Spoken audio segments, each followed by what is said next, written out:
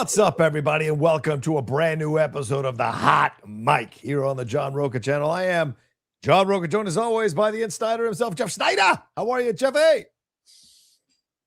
Hello, Johnny boy! Was that too much? Yeah, a little bit. They're going to come knock on your door, man. They're going to come knock on your door. Be careful, man. Be careful. I don't know what goes down in K-Town, though. Maybe you'll be all right. It is March Madness. It's nice. I'm leaving this apartment in 2 weeks, but I have no neighbors. You are? You're leaving the apartment in 2 weeks? Just signed the cashier check over to the new place today, baby. Wow. Where are you going? You guys move? You'll have to come visit, John. I would love to. We'll talk. We'll talk offline. Okay. All right. And there'll be an invite for you down the line. Don't you worry. Please. I'm coming up there tomorrow again. I'm coming out to LA tomorrow again. I'm going to see a comedy special tomorrow, so I'm looking forward. What special? Josh Johnson. He's taping his comedy special tomorrow night. So Okay. I'm bringing the lady up. I love that guy. I think Josh is very funny. So I'm looking forward. Johnny, are you okay? What's wrong? What do you mean?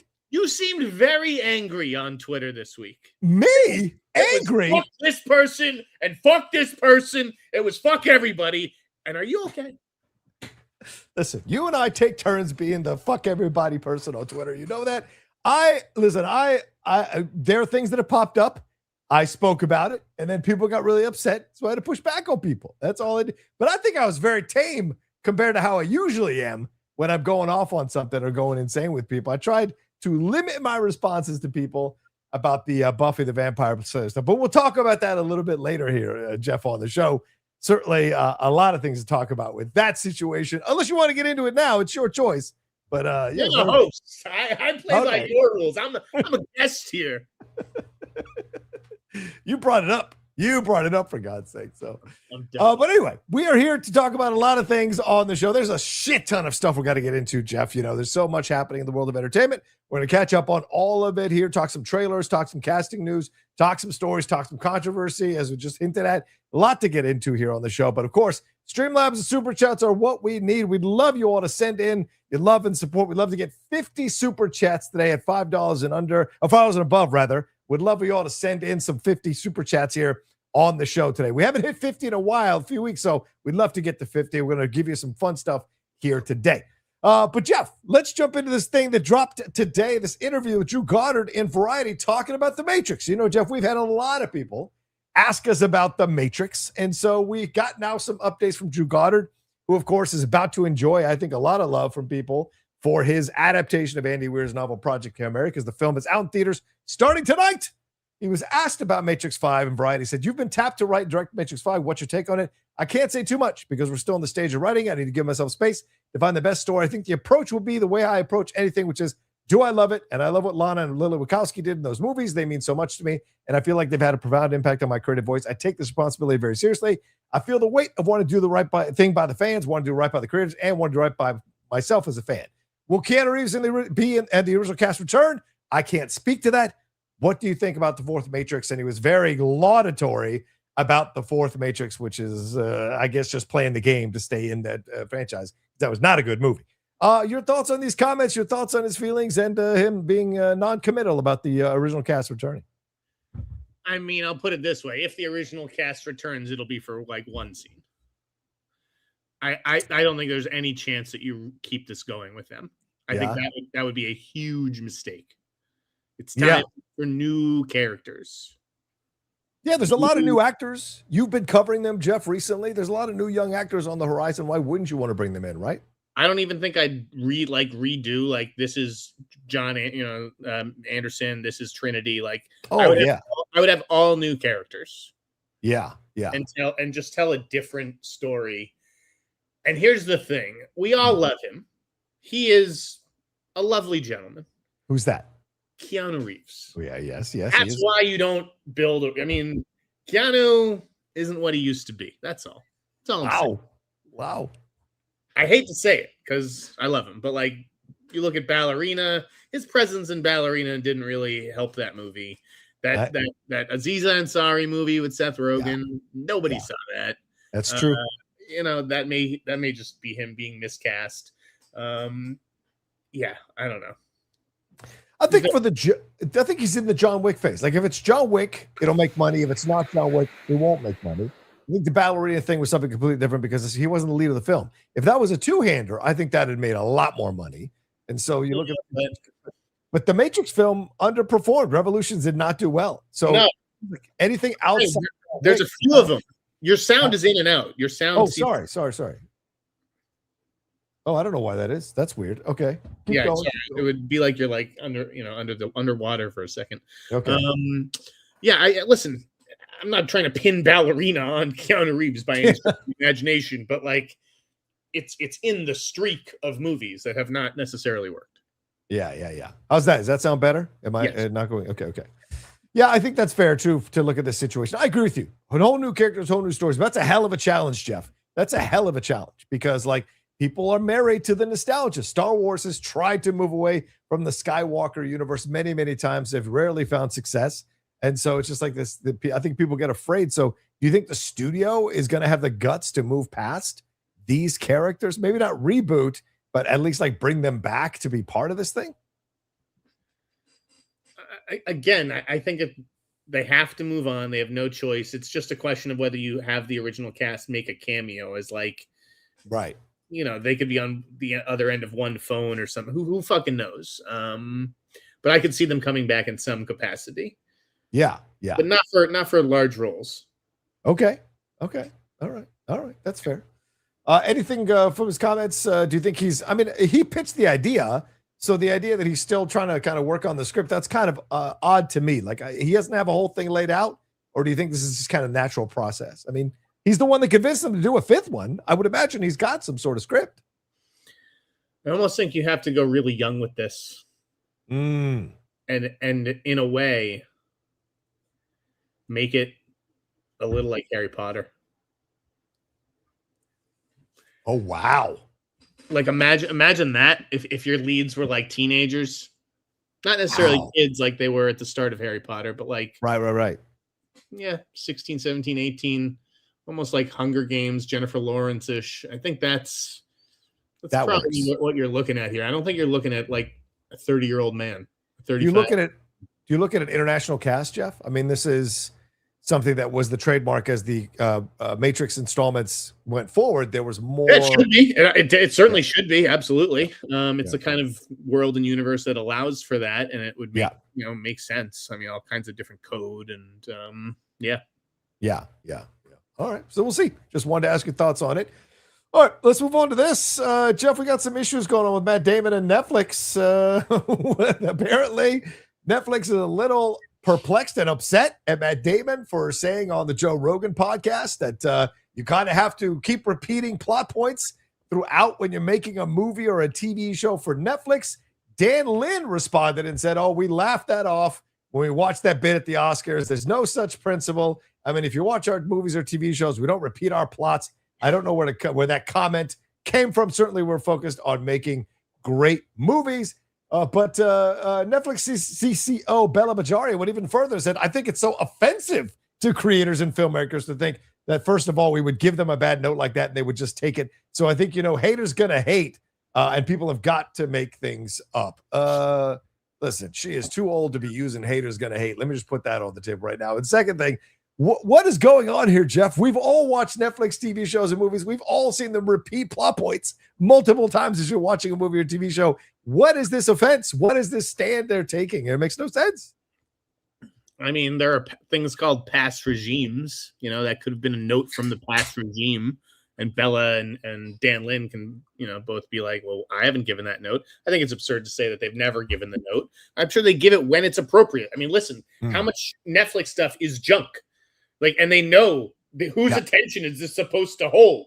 Right. Who knows? People doing laundry, which is why I'm not going to tell you have to, but maybe writers are starting to do it on their own. It's not like writers are like amazing writers these days and Netflix is making them dumber. I gotta tell you guys, the movies aren't as good and projects aren't as good as they used to be. TV is excellent. There's a lot of great TV. But for the movies that I see, it's very rare to see a great one, which is why I'm excited to talk about a great one that I saw recently. Save that for later in the segment. Okay. I thought it was funny. Like they just signed Matt Damon and Ben Affleck in 8 different ways, right? It's like we have a company with you, we buy your AI company, we're spending potentially $600-700 million on that AI company, by the way. And now it's like, well, what is Matt Damon, a hater? No. Yeah, why would she call him that? It's so weird. You talk about regimes, but The Rip is a current film under their regime. But so maybe they weren't told that, like. Well, why would Damon say that? Did Matt Damon say that was a note that we received? He said the Netflix movie has to. He said this on. He reasserted that a Netflix movie, quote, has to reiterate the plot 3 or 4 times in the dialogue because people are on their phones. And he noted Netflix supposed insistence that every movie open with an action sequence. He said that. And listen, that is 100% true. Yes, I agree. It is. Okay. And it's a note I gave someone in screenplay coverage recently. Oh, it's like, you need to start, like, think about the buying marketplace. Do you think this is a theatrical story? Really? Yeah. This is a streaming story essentially. And you need to start with a bang. If you don't, 25 pages, like a traditional movie structure, the executive at Netflix will pass. Yeah. Dexter Fletcher said the same thing when talking about Ghosted. When he directed Ghost, he said, directing a movie for streaming is not directing a movie for theatrical. I have to do certain things. I have to put certain things in certain places just to get the audience's attention. So I don't think it's a blanket note. I don't think that like fucking Netflix is being like, David Fincher, you need to do this for your movie. It's like an absurd assertion. And I think that is where Netflix is pushing back, because that's, by the way, that's who Bella Baharia is dealing with. That's who Matt Lynn's dealing with. They're not dealing with, some of these piddly shows, right? Those get handed off to other executives. Right. Like they're dealing with big talent, and they know that they're not telling big talent what to do. Yeah. The big talent certainly wears the pants there. This is the shows that you and I have never heard of and would never even think of watching, and I'm sure it is a note that they receive. Well, was the Smashing Machine had that. They kept reiterating the plot throughout the movie when you watched it. So I think really think that Benny Safdie did that with that in mind? Like, people are like going to be watching this doing laundry, and that's why I'm doing that. I didn't feel that they were doing that, by the way. No, I'm sorry. The Alan Ritchson one that was just on Netflix. God damn it. War Machine. War Machine. That's it. War Machine. That's what I meant to say. Sorry. I thought that was crazy. War Machine. That felt like they were repeating every half an hour. They're repeating a few beats to make sure everybody's following along. So I think maybe you're right. Certain movies, they're doing it this way because they know the people that are watching those movies, as opposed to something from Fincher, which I think is a great point, Jeff. For sure. Right. They want to make sure that the audience hasn't missed anything important, so they repeat it a couple of times. Yeah. I don't think it's like that, like, offensive. I think I agree with Bella Baharia. Like, it is offensive that anyone would think that that's just like a blanket note, that like a mandate that Netflix has. That's crazy. That's not true. Yeah. Well, maybe a little nuance there, I guess, from Damon would have been helpful in the situation, because you're right. It makes no sense that they would like. Well, again, you can't say anything these days without people applying it to everything, right? Okay. Matt Damon was obviously talking about like the majority of Netflix movies, but not all Netflix movies. But people will apply it to all Netflix movies. Like, what? You can only take the words they give you. You're extrapolating a meaning that he didn't mean all the Netflix movies. We don't know what he meant. Because that's how people speak. And it's like, again, I get accused of it all the time on this show or on FYC, particularly when talking about the Oscars, when I'm like, women don't like Marty Supreme. Obviously, that's not every woman on the planet doesn't like Marty Supreme. That's not what that means. But people think that's what it means because they're stupid.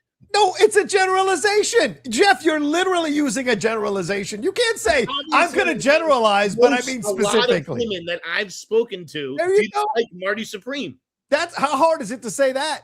That's different than women don't like Marty Supreme. The women I've spoken to don't like Marty Supreme. You're right. It's not hard to say it, but the fact that nobody can interpret the other thing is like, he must mean all 180 billion people, or however many fucking billions of people there are. Like, what? That's how you interpret that comment. You're dumb. Oh, okay. All right. All right. Speaking of which, let's move on to the Oscars here, Jeff. Just quickly, your feelings about how it all went down here. One battle after another. Sinners kind of splitting some of the awards. Frankenstein coming and take some technical stuff. I'm sure you all talked about it on FYC in your episode there. But like, your feelings now coming out of it. The Oscars, the ratings were down 9% from last year, 9% from last year to 17.8.6 million viewers, 19.69 last year. So a down, I imagine, because it wasn't Barbie versus Oppenheimer. And then, but like 10 years ago, which is what Jordan Romey points out in this write-up, it was at like 35 million viewers for the Oscars. So the numbers are down in strong ways and even down from last year. So your thoughts on it, on the ceremony overall, your thoughts on these numbers being down, anything to take away from this Oscars? Not good, obviously. I've struggled with what to write all week. I'm still working on it. It was really okay. They need a new host. What? Yeah. That opening was great. You didn't like that opening? I did like the opening. I like the cold open. That's a segment. Oh, you mean like throughout the show, he got weaker as the show went on. His monologue was not good. I agree. His monologue was kind of half and half. I agree with that 100%. But it's not like about the job that he did. He did fine. I'm not saying like he totally bombed. It was worse than Anne Hathaway and Franco or whatever. That's not what I'm saying. Again, nuance.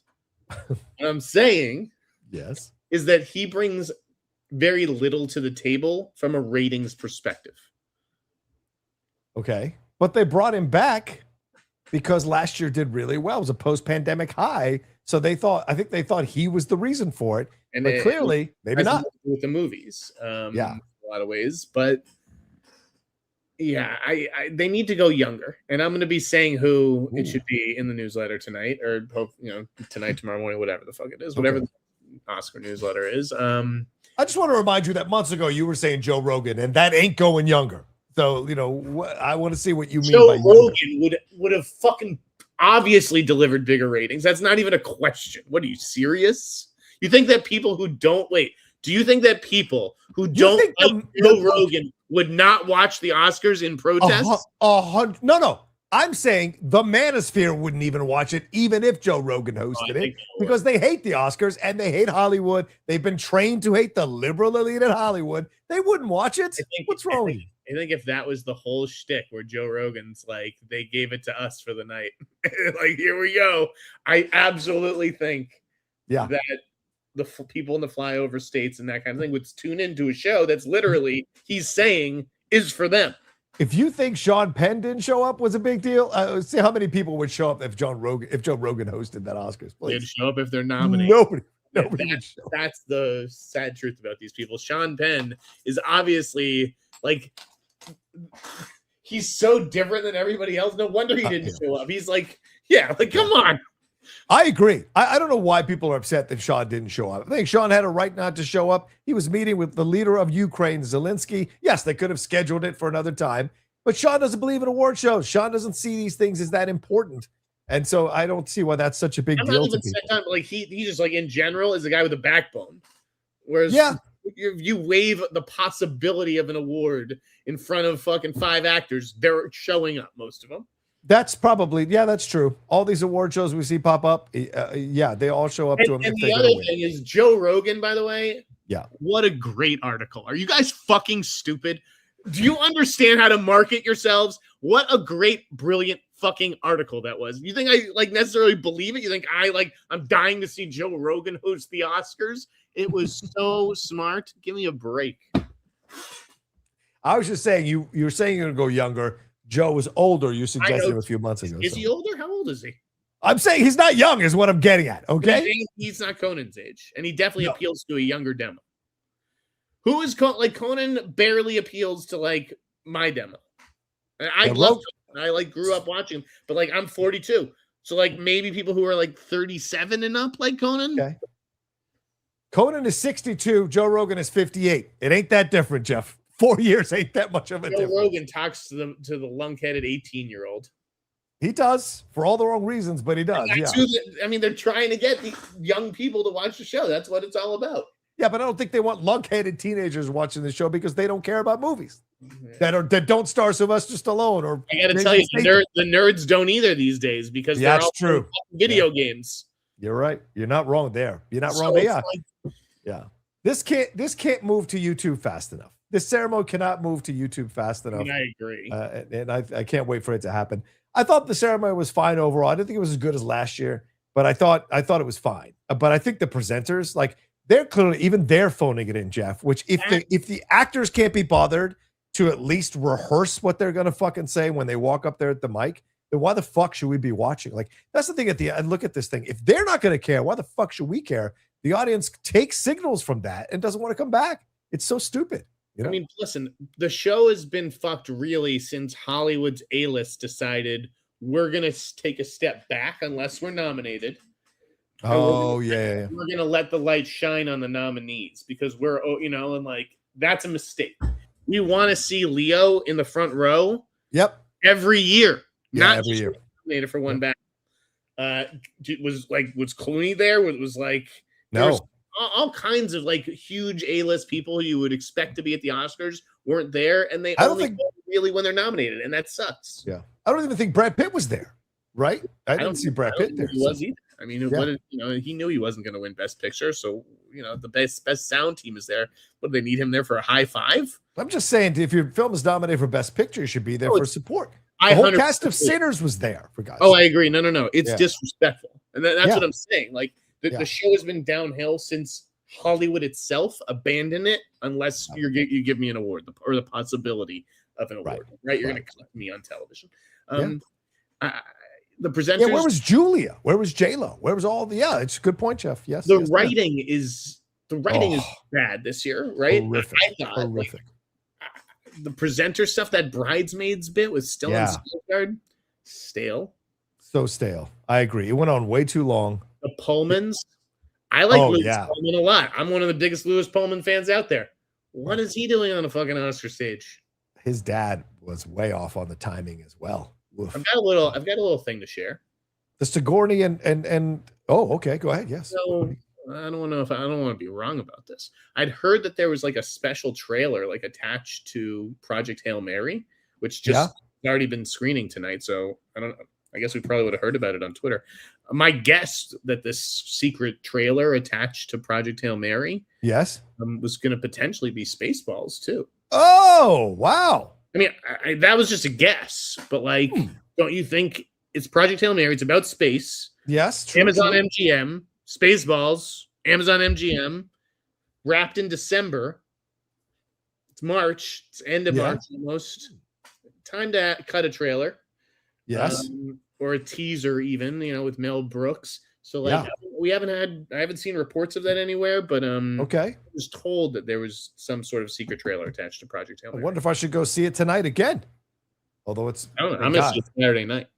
Oh yeah, I'm looking at all these. There's no seats available where I'm at right now. Jeez. That's 100% a guess. That again, all I know, I can. If you guys are going to pick this up, say you can report Jeff Sneider said there's going to be like a secret trailer potentially on Project Hail Mary. Yeah. The guess is Spaceballs too. All right. There we go. The guess is Spaceballs too. And with Lewis having been on the Oscars a few days ago, it's like, he's taking over. He's playing. Oh, that's right. His dad. Is he playing the young version of his father or taking over? I don't fucking know what's going on. Yeah. Even the Mandalorian Grogu bit was kind of lame with Sigourney. And so, there was a lot of issues with the writing. You got to ask who's writing this stuff. It's probably some young, like 20-year-old, 30-year-old, like, it's like a Bruce Valanche anymore. Like, no, aren't writing my Oscar shows. Right. You would think with all the comedic writers that are available in Hollywood, you would pay to have someone of name and note come and write. Yeah. Hold on. Oh shit. Hold on. Is it breaking right now? No. I'm at 1%, but I have good stuff to share. Oh. I want to be able to access my phone during this. Right on. Wait, Conan does shows in LA? I didn't know that. He tested his material all over town. Oh wow. Okay. Okay. Right. No, I wanted to share. Okay, do you guys know who Mike Lawrence is? Mike Lawrence. I know Bill Lawrence is. He's a comedy writer who writes on award shows. Okay. And he has autism. Okay. He shared some of the jokes. Could have sworn I took a screenshot of this. Look, who writes Nikki's jokes? Those jokes are great at the Golden Globe. I think he's on Nikki's team. Oh, Mike Lawrence. He's like he like won roast battle or whatever. I swear to God, I have. Anyways, keep going with the show. I can't. Okay, all right. Anything more to say on the Oscars? Shall we move on? I don't know. I mean, what else? Do you want to talk about winners or anything? Yeah, sure. I didn't want to, I know you talked about FYC, but I don't want to exhaust you because sometimes you think things are, the cycle is done. So whatever you want to talk about. What'd you think of the winners? What'd you think of who didn't win? What are your thoughts on that? I mean, again, any complaints? Giving Sean Penn a third Oscar. I mean, he was very good, obviously. What did I tell you? I told you from the beginning he was going to win. Go ahead. Jesse Buckley, yeah. Amy Madigan, yeah. Michael B was a surprise. I really just didn't think he would get it, but I can see why he got it in the end. I read your predictions stuff before the show, and so I wanted to see how much of those. So you were like, yes, predictions were. Yeah. I took some big swings. I mean, I thought Sinners was going to upset F1. Sound, cinematography, I got wrong, right? I thought One Battle was going to take it. Casting, I got wrong. That Sinners was going to take it. I was terrible. Yeah. But I think this is a great thing for One Battle After Another to win. I think Sinners won the right categories to inspire Coogler to keep going, inspire MBJ, and people are much more happy about that. But go ahead. But the rhetoric is like, now you've seen all the art. The Ringer even wrote an article. Did Timothee Chalamet screw himself? What did he run the wrong Oscar? All these people. Drown them out. Noise, garbage. Don't listen to any of them. That's my column tonight. That's my fucking column tonight. From fucking Hollywood Reporter to fucking Vulture. This kid is a fucking phenom. You're gonna tell him what to do all of a sudden? You woke up on Monday morning with the fucking plan for this kid's career? Shut the fuck up. Timothee Chalamet just opened the biggest goddamn movie of A24's history, a fucking ping pong movie set in the fucking 50s. Yeah, that's true. I agree. I agree with you 100%. It's all of these writers who are never going to achieve what Chalamet achieved in their respective fields, and they're going to tell him what he should do at his level of existence, his level of talent. It's nonsense. Listen to me. I've been writing about Timothee Chalamet longer than anybody. Check that with his fucking team. Yeah, I've been writing the original fucking Timothee Chalamet casting stories, getting him solo stories because I saw something in that fucking kid. And now he's the biggest fucking thing in Hollywood. Yeah. And people are all of a sudden going to tell him what to do because he was himself. Be yourself, Timmy. Yeah. Be yourself. Don't fucking change for anybody. You'll be rewarded. This wasn't your fucking year. Don't change. Oh my God, an insane thing. So read that column because it's really one of the best things ever written. Okay. All right. Yeah, I agree. I think he should just keep being himself. He's about to open Dune. That's going to be a massive, massive film. We're going to talk that trailer a little bit. His balls we'll be licking his balls for the next 25 years. And he's sleeping with Kyle. And he's with college. Like the guy is living the life. You know what I'm saying? He's doing everything he wants to do with his life. Just because he doesn't get an Oscar doesn't mean anything. Pacino's only Oscar was sent to a woman. Do you remember that performance over Godfather, over Dog Day Afternoon, over all these other performances? No. So it's like, Paul Newman won for Color of Money. You remember that performance over The Hustler or anything else? Like, who said, by the way, that Timmy was getting the Oscar? Let me ask you that. Well, a lot of people predicted that he was going to win because he was winning early on in the process. A lot of people. You mean a lot of journalists, right? Right. Sure. Yes. So the media basically said one thing. And now it's all his fucking fault that they said he was getting it. I don't understand. Yeah, exactly. What do you think of? No, somebody said it had nothing to do with the ballet comments. Yes, that's true. The ballet comments came after the thing, the voting for. In the end, it's just what it was in the end. Yeah, and he's gonna make his money down the road. Hear the fucking do the craziest shit. Yeah. Okay. And then they hear the craziest shit about the things that their friends do. So you think that someone going in their kitchen in Brentwood and saying, did you hear what Timmy said about ballet and opera is going to rock these people's worlds? Are you fucking soft? People have no idea what's going on in this town. From 100%. All due respect to the hardworking entertainment reporters in New York City, you have no idea what's going on. Yeah, I don't disagree. Did you see the Twitter beef that popped up between Eric Anderson and Clayton over whether people who are predictors? Yeah, what'd you think about that? I thought Eric was wrong. He was really upset. Really gonna really take a victory lap and rub that in Clayton's face because he, heard from people that he was talking to that Sinners was gonna be bigger than maybe it ultimately turned out to be. Like, Clayton did his fucking job all season. Yeah. Clayton was interesting all season. Yeah. And Clayton catches a lot of shit because he's in a position to do so. And listen, I give Variety more shit than anyone on the planet. There's nobody on this earth who gives Variety more shit than me. Yeah. And Clayton Davis was guilty of nothing this season. Yeah, I don't think there was anything wrong with Clayton did. You know, I mean, he heard things and he fought for a film that he believes in and thought was damn good. I think there's nothing wrong with that. So, but Eric, I love Eric, but Eric going after him, trying to say like there should be punishment or something like this. I think somewhere in the middle is true. Like people who call themselves Oscars experts and then like put out there as if they're like, that's the stuff that to me, I just go the fuck out of here. You're about as much as an expert as anybody else. Like get out of here. Things change. The Oscars surprise people every year. And so you just never know with this stuff. So I think there's somewhere in the middle ground. Like if you're going to call yourself that, then you deserve to get ridiculed. But if you're, and when you're wrong, but if you're someone who is stumping for a film or stumping because you believe and you've talked to your sources that could happen, that's a different situation, right? I think Clayton was doing fine. I don't know why they were popping off at each other over it. It's ridiculous. And that's the last thing we need in the critic space is two critics going at each other for opinions and perspectives on an Oscar thing. It's just like, again, it's what I tweeted, dude. It's like, until you can predict the future every year with 100% accuracy. Hush. Okay, so wait, I found Mike Lawrence's favorite unused awards jokes. Okay, go ahead. Follow Mike Lawrence if you like these. Okay, I love that. Okay.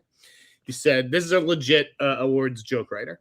He said, last year there were complaints during Wicked that people were singing all the songs in the theater, and thankfully they fixed that with the sequel by filling it with songs no one wants to sing at all. That's good. He said, lose a kid, get struck with grief, and write Hamlet? There's people in this room that would deport their whole families to be an associate producer on Jumanji 3.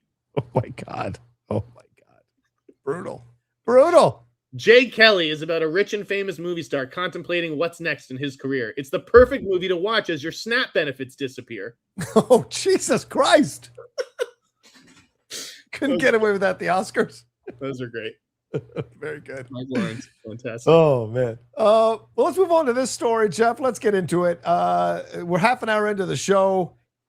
Viggo Mortensen, you reported that Robert De Niro turned down the role of Christopher Dent, yet another person who's turned down this role of Harvey Dent's dad. And Jordan Rumi was saying in his write-up that he can confirm that Viggo Mortensen has talked to producers about a role in the Batman Part 2. And I even said that he's as close as anyone has ever gotten. But I heard from two different sources after I put my tweet up about this show with the headline saying that that is bullshit, that Viggo has not talked to the producers. He has not been offered. He's not even looking at this role. What do you know about this, Jeff? What is true? What isn't true? Here's the truth, honestly. Okay. I haven't heard shit. I mean, have you heard? You can see me grasping at straws on Twitter. But like that is 100% legitimate that I put the De Niro first. I put the De Niro thing out, right? Yes. And because I was just thinking about him and I was like, how's nobody sort of suggested this guy? Yeah. And somebody called and said, that actually happened, and he didn't go for it. He didn't take the bait. Wow. And then with the Viggo stuff, Viggo was my number one on my wish list. Yes. So like if Viggo got credit or if he got cast, I was going to take full credit for putting the idea in Matt Reeves' head. Because I really don't think anybody was discussing Viggo until I mentioned him. Yeah. But I have not heard from anybody that it was going to be Viggo. And I feel like me putting him on a list. Somehow took on, like, again, this is why you can't trust the internet. It took on a life of its own. And then it goes to the Batman on Film guy hearing Viggo, to now Jordan hearing Viggo, and eventually you hearing there's absolutely no truth to any of this. A source reached out to me on DM and said the Viggo thing isn't true at all. He wasn't even offered anything. And I said, but Daniel RPK put this up. And they were like, he's wrong. I'm 100% on this. Many, many other actors have apparently been looked at or possibly talked to about this role. Liam Neeson, for one, they confirmed, but they all keep passing. Viggo hasn't even been considered for the role. And this person said to me, my source would know for sure. Trust me. They even laughed about the Viggo possibility. But they're also saying someone should get it soon. We're going to hear somebody be announced. I'm sure we will. Like the trades are all over this, right? Like the fly on shit. Like, but I honestly have not heard Viggo, so I don't know where people hear this stuff. I'm pretty honest with you guys. I have a pretty good track record. You do, yeah. That's why I brought it up. That's why I asked you about it. So yeah, we will see. Another thing. Yeah, go Another thing. Let's say another thing for the next 30 seconds. Another thing. Another possibility that's also the headline of this show, Jeff. What about this situation? Daniel RPK also saying this, that Jordan Rumi had the Viggo Mortensen thing. I apologize. This is Daniel RPK. He was reporting on his site there that Tom Cruise is being eyed for the villain of the Miami Vice reboot with Austin Butler and Michael B. Jordan. But again, just as I put this up, I had a source text me and they were like, what did they say here? They said, it's not true. It's 100% not true. So that's something that they're looking at. What are your thoughts on this, Jeff? Does it sound like it's not true either? The Cruise news is false, by the way, is what they sent me. What do you hear about this? That is also what I've heard. I mean, is it really just people just looking at like Cruise is available? Because since he's collecting this, he's got nothing going on right now except promoting Digger. 2 + 2 = 4. Like, maybe. Is that really what's happening? I don't know where these things come from. Yeah. The truth is, I'm gonna say too much here, but also not enough. Okay. There's no one cast in Miami Vice. Not even Austin Butler, MBJ. And I'll have more on that. Wow. Nobody. You're saying no one has been cast. No people have been eyed, and offered, but no deals are done. Wow. Have you? Let me ask you this: have you heard Michael B. Jordan in the last couple of weeks say anything about him? Doing Miami Vice? No, I haven't heard him say anything about it. And I would imagine. Coming tonight to the Snyder. Okay. All right. Interesting. Okay. Yeah. Wow. So nobody's been casted. So we can't even rely on Austin Butler or Michael. I tell you what, MBJ listen, and negotiate a higher pay now. So.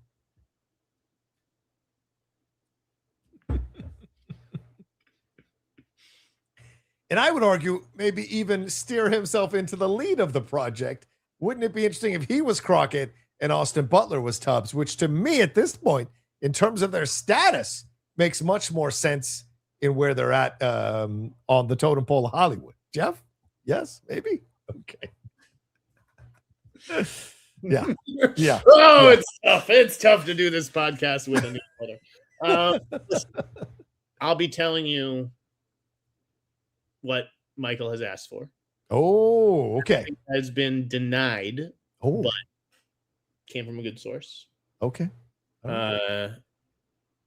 He ain't cheap. No, of course not. Not after an Oscar win. And I think with that in mind, you're absolutely right. Like, how are you? It's just like what league, John? The NFL? The NBA? Yeah, the NFL. It's like the NFL. It's how do you pay a backup quarterback?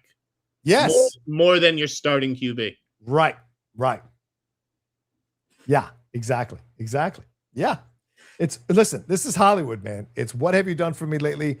MBJ is on the ascension. If they had signed this deal when Elvis had come out, it's a different pay grade, different pay situation, and Austin Butler's undoubtedly the lead. Now, Austin has had some missteps, and films didn't make that much money. Here he takes Sinners to a bog, him and Coogler, and wins an Oscar. So he's got to be the lead, for God's sake. I imagine. No, I'm not going to say that. Okay. All right. I'll go there eventually. Okay. All right. Well, let's move on to this story here. What are your thoughts on this? Kirsten Dunst is joining Minecraft Movie 2. She said back in August of 2025, she told Town & Country magazine that she wants to star in Minecraft 2 because her kids loved the first one and, quote, she'd like to make a pile of cash. Maybe I could just make a movie. Maybe I could just make a movie where I don't lose money. She said, and she's gotten her wish, bro. She is going to be joining Jason Momoa, Jack Black, Daniel Brooks, Matt Berry, and Jennifer Coolidge in Minecraft Movie 2. Your thoughts on this as a next move for Kirsten Dunst? I mean, it makes her happy. So, like, who am I to argue, right? She called her shot and then got money, which is great. And that's what happens when you deliver. This probably was the best female supporting performance. Wow. Yeah. Okay. I mean, over Amy Madigan? You can make an argument that she was the female like lead of Roofman. Yeah. But you can also make an argument that that character is supporting Jeffrey Manchester's story. Channing Tatum. Yeah. I think if she ran in supporting, it would be a different story. Oh, interesting. I don't know if she did. I don't know. Maybe she just legit. Yeah. But I thought she was terrific in Roofman, and I'm thrilled for her that she got her wish. And I'll put it this way: you see what other news hit today about her? No, please. It was on World of Real because I was wondering about this. The Sofia Coppola thing. Yes, please go ahead. Sofia Coppola movie's dead. Yeah. I don't know what it was supposed to be. She was going to be playing a historical figure, but apparently Sofia Coppola thought it was very sad and just not appropriate. It wasn't the right time for it. That's what she said. Yeah, she said she wanted to do something that's more uplifting right now because of how sad the times are. Yeah. And well, for Kirsten Dunst, Minecraft 2 fits the bill. But that's true. This way, with her dropping out of that Sofia Coppola movie, it leaves her with a hole in her schedule. And all I'll say is that Kirsten Dunst ain't finished eating. Oh, okay. Are you saying another franchise? Are you saying another? I'm not saying nothing. I'm just saying. It sounds like that's what you're saying. Dunst, because Kiki Dunst, good work gets rewarded in this town. Gets noticed, gets rewarded. Dunst gets what Dunst wants. Basically, that's what you say. Yeah. And look, she's great, and I love that she came out and fought for her husband. Having seen Begonia again last week, I think I said this on our predictions thing. If Jesse Plemons had got his way into that nomination, I wonder if that race would have been a little bit tighter because he was excellent in Begonia, and a lot of people have talked about that performance as their favorite performance of the year. So would have been interesting to see what would have happened there as well. All right, let's move on to this weird little story, Jeff. What are your thoughts on this? Michaela Coel has been tapped by A24 to write and direct Bloodsport. This is something you reported a while ago that A24 wanted to get into the blockbuster business with Death Stranding, Elden Ring, and Barney, but now they're doing this with Bloodsport. She is reteaming with A24 for a second time after her upcoming Mother Mary film was done here. But this is so interesting. Some of you may know her from I Destroy You and her earlier series, Chewing Gum. But man, this is an interesting choice. I mean, my initial reaction was, what the fuck? But then I was like, okay, A24, Michaela Coel, Bloodsport. There's something to explore here. What are your thoughts on this? It's hard for me to say because I haven't seen her work. I didn't see Chewing Gum, and I didn't see How I May Destroy You. Yeah. When I first heard the news and saw the headline, I thought she was starring, and I actually thought she would be really interesting. I thought a Bloodsport remake with her as the lead. Yeah. You'd see her with the cornrows, the braids, and I thought she'd be looking like almost like Layla Ali, right? Yeah. Having that kind of look. I don't know that I love her writing, directing, but the fact that she is, I think, would signal a lead of color. I think it would signal a black lead. I think 100% it would signal, and a black female lead, possibly a female lead. But I don't know if you're here's the thing. Yeah. If you're A24 and you're trying to break in, this is them breaking into like mainstream IP, right? Yeah. This is like one of their earliest pieces of IP, along with Elden Ring. Yes. The video game. Do you take chances? Are you still the same A24 that's been taking those big bold swings, which I would argue that this hire is? Yeah. But as the movie itself, I don't know if you do that with this. Cast a woman. I mean, you could cast a black man, but I don't know if you can cast a woman and change it drastically. Well, maybe remember the original is based on a real story. Frank Dux was a real person. Right. And I think there were lawsuits around the whole situation because he didn't like the way they told the story. Because, of course, they told the story to make it a Van Damme vehicle, which means it could be anything. I feel like I didn't get the idea. I don't think of that as a true story, even though you're absolutely right. It is. Right. Yeah. and the underground martial arts tournament, the Kumite, actually existed. Like all of that was real. At least the basic, the lead character in the new Bloodsport movie, I'd say no problem. Right. So that's what I wonder about. Maybe they're telling a different story. Maybe this is the franchise, that Bloodsport is the title, right? But the story itself is different for every iteration of Bloodsport. Maybe this is the beginning of a franchise where you're not following one person over multiple fights or multiple instances. It's a different story every time of a different fighter and what they're going through. So I wonder if that's the approach they're going with here. Because, I mean, what she said here is, I have long been in awe of fighters and astounded by the discipline, intensity, isolation sport demands of them. I am excited to explore this world with A24. Let's effing go. It would be interesting to get a non-traditional narrative in the sense, almost like, imagine if you did it like a triptych and you did 1/3 was one guy, the second third was the other guy, and the final third was the fight. Yeah, exactly. Yeah. Someone said David Rose, Frank Dukes is a lie. Yeah, I didn't say he's telling the truth. I said it's based on a true story in terms of like it's his life and what he went through and stuff. I wasn't saying it was this episode is real. Fire today. Yeah, I think so as well. Yes. But we've only got 14 super chats. We've already dropped 2 separate scoops in this freaking first 45 minutes, people. Send in your love. We got 600 of you. Send in your questions. I know why that is. It's because they're so mesmerized watching the show. They like forget. They're like just wrapped. Yes. Use that button. Pound that button. Donate the monies. Please. I'm moving. I gotta tip movers. That's the thing. I gotta tip these guys. I gotta pay this guy. Hard. Come on, people. Send it in. Did I ever tell you my moving horror story? No. Go ahead. Tell me. When I moved into the last place on Wilshire, they packed the elevator to start with so much of my shit that it rocked the elevator too hard and it set off the earthquake detector.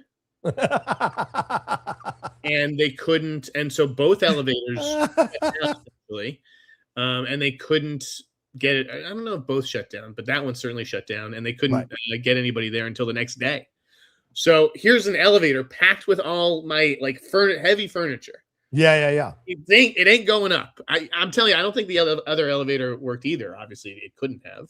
Yeah. And we had to do a 5-floor walk up. With the furniture. After the first trip, one of the 2 guys that they gave me quit. Yeah. Walked out. I had to call them and be like, you need to send another fucking guy. They sent 2.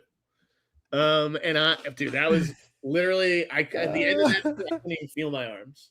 Yeah. That's hilarious. Wait, remind me to tell you. I can't say this story on the air. Okay. Remind me to tell you a crazy, crazy story after this. A movie? Okay. All right. No, it has nothing to do with it. Okay. Something else. All right.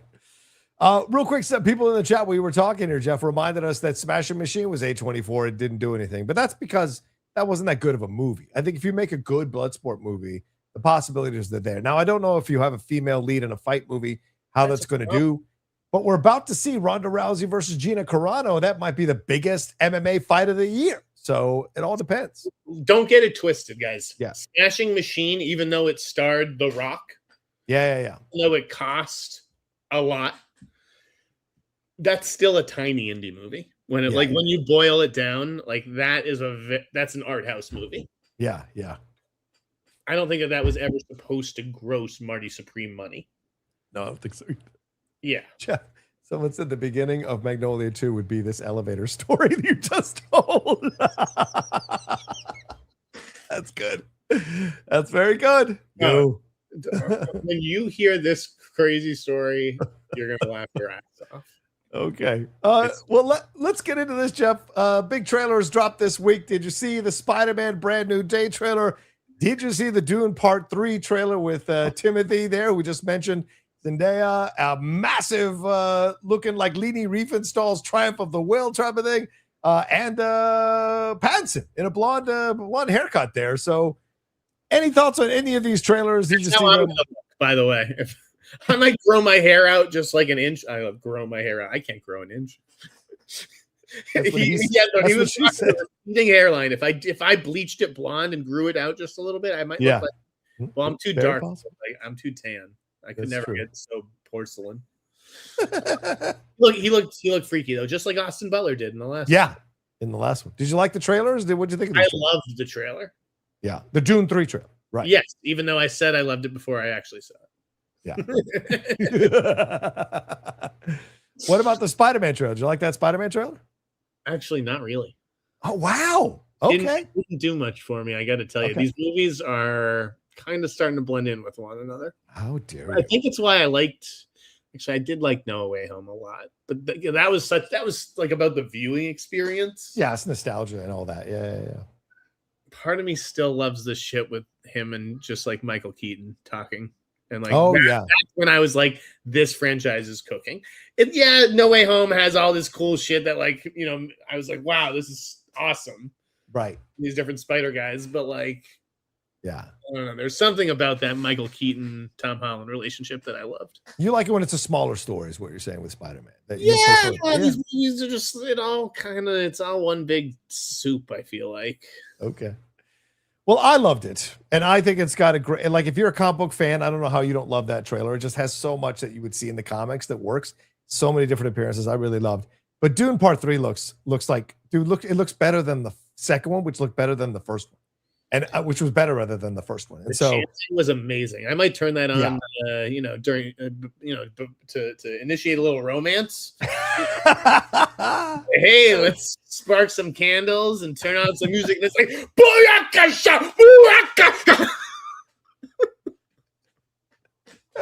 just combine that with McConaughey banging his chest. Yeah, it was just like, it was so intense, that trailer, beautifully shot. And you're just like, this is going to be fucking epic. I think it's going to be Project Hail Mary versus Dune Part 3 for Best Picture next year. I think it's very possible, Jeff, that those two, which came out in the same week in terms of one trailer. Mary, Dune, fucking Odyssey, like those. Odyssey, movies, yes. Those three movies are probably going to be up for Best Picture because the Academy, Odyssey is the Academy. Right. And that's why ratings are going to, if they weren't on YouTube, the ratings would definitely be higher than this year. Yeah, well, I mean, speaking of YouTube, the Spider-Man trailer broke all kinds of view records. It nabbed 718.6 million views. Are you buying this? In its 24 hours? It took 8 hours to top the previous record holder, which was Deadpool Wolverine at 365 million views. I do buy it because of Spider-Man, dude. That guy he transcends. People love Spider-Man. He's a four-quadrant hero. John. Yeah. What's going on? What's happening? Because 700 million views these days, that's the goal. That's the rule now. You doing your Tucker? That was a really good segment. That was a great segment. Amazing. That might have been the best thing I saw all week. Was the Tucker? I think from SNL. That segment saved that dude's job. I guarantee you that segment means that guy is going to be on the cast next year. Like 100%. Like, you know. John. You're right. I was like, I don't know if I like this guy. Yeah. It's a little unpleasant to look at. Yeah. Yeah. You know what? Tucker Carlson was amazing. It was genius. Utterly genius. What are we doing? What's going on? What's going on? What's happening? It was so good. Any other trailers? We had the Martin McDonagh trailer, which I thought was great. I love that trailer. That was a lot of fun. Malkovich was just, dude, sign that guy up. Sign both of them up for fucking Oscar nominations. Yeah, it was great. They looked amazing. Did you see anything else this week? Any trailers? Anything else? I watched Scarpetta. Well, I both finished the book and, Scarpetta. Do you suggest that one? Yeah. Because I hear it's a controversial ending. Scarpetta? Oh, Scarpetta. Yeah. I mean, the ending of Scarpetta was kind of fucking insane. Okay. It's pretty hardcore. I gotta tell you. There I saw a couple of fucked up things this week. You didn't expect to see them. And would I recommend it? I'd have to say no. Wow. Okay. Listen, here's the other thing. Hollywood keeps forcing this poor girl down our throats. Who's that? Nicole Kidman? Ariana DeBose. Oh, Ariana DeBose. Well, she's an Oscar winner, Jeff. I know, and I don't care. Can't stand her. Okay. Can't stand her. All right. Has nothing to do with a race. But yeah. No, I know it does. this whole subplot with her in this show, and I was like, this is just filler. This sucks. Yeah, they have to give her something to put her in the show. You got to give her a subplot. So, yeah, that makes sense. Did you hear? It was because she bonded with Jamie Lee Curtis that Oscar season or whatever. Oh, so Jamie vouched for her to get in the show. Okay, was she out the year before or the year after? Jamie Lee, I forget. Well, I mean, it has to be the year after because she won Ariana DeBose, whereas Jamie Lee won for Everywhere All at Once. So they both won. Yeah, so different. Yeah, but not in the same year. Right. That's what I'm getting at. Yeah. Anything else you've watched? Anything else you got a chance to see this week? I watched a lot of Something Very Bad Is Going to Happen. Okay. Do you know what that is? Which one's that on? No, which one is that on? That's the Duffer Brothers' new show on Netflix. I have not watched that at all. Okay. Well, I mean, it's not out. It's on, it's a... Oh, you got the screeners ahead of time. Okay. Debuts next week. So I think if the embargo lifts next week, I'll be able to talk about that one. You know what I watched? I think it's probably under embargo, but it was great. I think Untold. There's been a trailer for the new season of Untold, right? The Lamar Odom one. Did you watch the Lamar Odom one? That's the one that's coming up. Well, I mean, you're right. That one is coming up, and I don't know if we can talk about it, but okay. But no, the next one, which is about like the chess guy with like who was accused of using the anal beads. Oh yeah, the anal beads. Yeah. Oh shit, that's one of the episodes. Oh my god. I gotta shake my Netflix tree, man. I've got to shake my Netflix tree. I love the Untold series, man. So yeah, it's a great series. So definitely watch the Untold series. You should watch all of them, like all the past seasons. Yeah, you guys should. I've watched all of them except for the hockey one. That's the only one I haven't watched. Is the kid with the hockey? Like the best one. Is it? Okay, all right. I need to watch that. Thrashers at one, like they were going to turn into a movie with Vince Vaughn. And they were going to do that in a movie. Oh my god. Yeah. See, I need to watch that. The guy who did Cha-Cha Real Smooth. Oh shit. Okay. Think. Anyways, Untold, fantastic. I will write more about Untold as soon as I can. Okay. We started Born to Bowl on. Loved it. Holy shit, that is excellent. Born to Bowl. Highly recommend this to you all. It's on HBO Max. Fucking watch this series. Lady Outlaw, who would never go near a bowling alley, she was just absolutely transfixed with the show. So. Really good. Also, if you guys aren't watching Neighbors on HBO Max, that's another excellent show that makes you scared to move next to anybody. It's such a great show. Neighbors is redeemed, I thought, in its final episode, which is it is its best. I've liked all the episodes. I mean, I shouldn't say redeemed. That's not fair because it's not like it disappointed me. But I just thought that the last episode it peaked, and I was like, I'm on board. Okay. How about DTF St. Louis? That started last week. Are you in on that? Four of those. Yeah, I got the rest of them. Actually, I do need to watch this weekend. I really like that show. And again, I think this is the year of Linda Cardellini. And I would like to see her get something big on the big screen. I agree. The show and the Friday the 13th series, Crystal Lake. I think it's like her year for TV. Smoke show. Utter smoke show. Dude. Ridiculous. Gorgeous girl. Love her. Gorgeous. I saw that one scene of her with the beer, and I was like smashing my head with it. I don't care if she's wearing the umpire outfit. Give me the umpire outfit. Yeah, I gotta watch this show. I mean, we gotta get his show. All right. Anyway, anything else? Any other trailers? Anything else you watched? Do you want to talk about? Nope. There was a lot of fucking trailers this week. Oh yeah. Like there were just so many. Well, okay, how about we need an intervention? Here we go. Okay. Somebody needs to save this guy, Mark Wahlberg. Oh God, that film. I tweeted about the trailer, and I was like, I thought my accent in the El Pollo Loco commercial was terrible. Then Benjamin Bratt said, "Hold my beer," but the whole trailer itself. This is like fucking. Somebody in the comments wrote, "Mark, meet bottom," and it's absolutely correct. This is ridiculous. Yeah, it's called Balls Up. It's with our pal Paul Walter Hauser, who he's great. Love Paul. And there's no question I'm going to watch it. It's a Fairly Brother comedy. Right. It's about guys like inventing a condom that goes over your balls, or trying to market or sell that condom. You know, it's going to be like a dumb like streaming watch. Yes. But that's the whole point. Between this movie and the fucking Netflix movies and Instant Family is a Paramount movie. That's Apple TV. Family In-Law. What the fuck is it called? The Family Plan. It's on it's on Apple TV. All these movies like deliver kind of what you expect from them. I don't think he's like a guy who like perpetually disappoints. He delivers what's expected, but like this guy's too talented to be doing this shit. Can we get him like a real role in something? Can we get him the way he was working with like Peter Jackson and like PTA? Like what we need, like Scorsese, we need an intervention here. I'm going to say something that's very controversial. I'll probably get in trouble for it. The worst thing Mark Wahlberg ever did is find God, because this has been ridiculous. God's been steering him wrong. I mean, I love God. I believe in God. I worship God.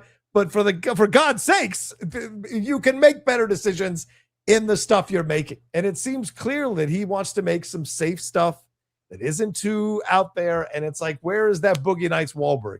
Yeah. Where is that Wahlberg that lived on the edge? I want that Wahlberg back. Is this safe? Middle-aged Wahlberg? I don't like this Wahlberg. I believe in Mark Wahlberg's talent. I like Mark Wahlberg. Yes. This has not been a good run for Mark Wahlberg. No, it's terrible. That trailer was horrific, man. And listen, for me as a massive, I'm a massive soccer fan, football fan. Like, that's not how you do the World Cup. Fuck you for making a film like that's stupid and insulting of the World Cup. And Sacha Baron Cohen being wasted in that film. Molly Shannon being wasted in that film. What are we doing? Ugh. Anyway. Before we go on to the next segment, I've got good news for you guys. Go ahead. Fuck. Shit. I swear this week. Hold, please. There it is. Yes, this film, you saw it this week, which is, of course, based on John Davidson, the gentleman who got in trouble at the BAFTA Awards for saying the N-word because he has Tourette's. But go ahead, yes. Excellent movie. That's what I hear. Excellent movie. Wow. It screened as part of the AMC Screen Unseen, which was a very wise decision by Sony Classics to try to, gin up some word of mouth and get some buzz going. And it fucking worked. Like, I was on the fence. I was like, don't want to see like this fucking British movie about like a fucking like disease. I'm like, do I really want to schlep out to the theater for that? But I did. Yeah. And don't you just love when sometimes like you take a gamble and it's rewarded? It was an utter fucking delight. I laughed, I cried, and I sobbed, in fact. Wow. And it was basically the best movie of its kind since Coda. Whoa. Robert Aramayo, like, let's leave everything that happened at the BAFTAs aside for a second, right? That incident, because I do want to talk about it and how it will affect this movie's awards chances. This kid, Robert Aramayo, who played young Ned Stark. Yeah. Right? Oh, yes. Game of Thrones. That's what this kid. This kid. Yeah. And I've known him. I remember he was in this incident at Sparrow Creek. You ever see that movie? Yeah. See that movie? Yeah. Did you see it? Incident at Sparrow Creek. I've heard of that movie. Yes. Oh no, I didn't see it. Sorry. John, listen to me. Yeah. See that movie. You would like that movie. Okay. I'll put it on the list right now. He was in that. He was in Game of Thrones. He beat Michael B. Jordan and Timmy. Yes. At the BAFTAs, and I got to tell you, well deserved. Wow. He was excellent. And so the question becomes, if Sony Classics, which is not maybe the best home for this, kudos to them for taking a fucking chance, because they saw something that they liked, and they're in the business of, it's like, forget awards, like we just want to make theater theater goers happy. They took a chance on this movie, but it's like, does that controversy at the BAFTAs have a cloud over this? Like, is that going to impact Robert's chances? Is he not going to be given the benefit of the doubt? He didn't yet say the N-word, right? He's just playing a guy. Right. But it's a guy who literally can't control what he says. I think there are say the worst thing at the worst possible time. So, like, I don't understand. Right. See the movie and then go back and I don't know, relook at that BAFTAs incident and tell me that there's malicious intent there.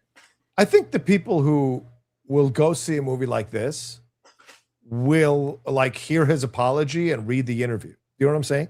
And so the people who don't want to go see this movie because of that incident, I think is really small. I think it's very small. Is it enough to affect the box office? Possibly, but not, I don't think, that deeply. Plus, like, we've had 10 other news stories since that incident, Jeff. We got a bachelorette throwing stools at her ex-boyfriend that has already taken over the conversation. We just had Buffy. Like, people just forget the award season's over now. They've moved on. I don't think many people are remembering it, so much so that when the film comes out, I think it'll get a fair shake because people aren't going to be like, no, don't go see it. I hope it does. It comes out next month, end of next month. It's excellent. So do yourselves a favor, see it. And if you don't like it, come here and tell me, and I will have that discussion with you. There you go. All right. I like that. Let's move on to this. Speaking of movies that are coming out soon.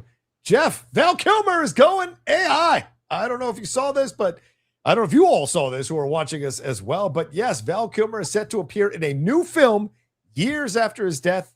The late actor's family has approved this project. The title is As Deep as the Grave, and the film originally cast Kilmer in a supporting role before he passed away in 2025.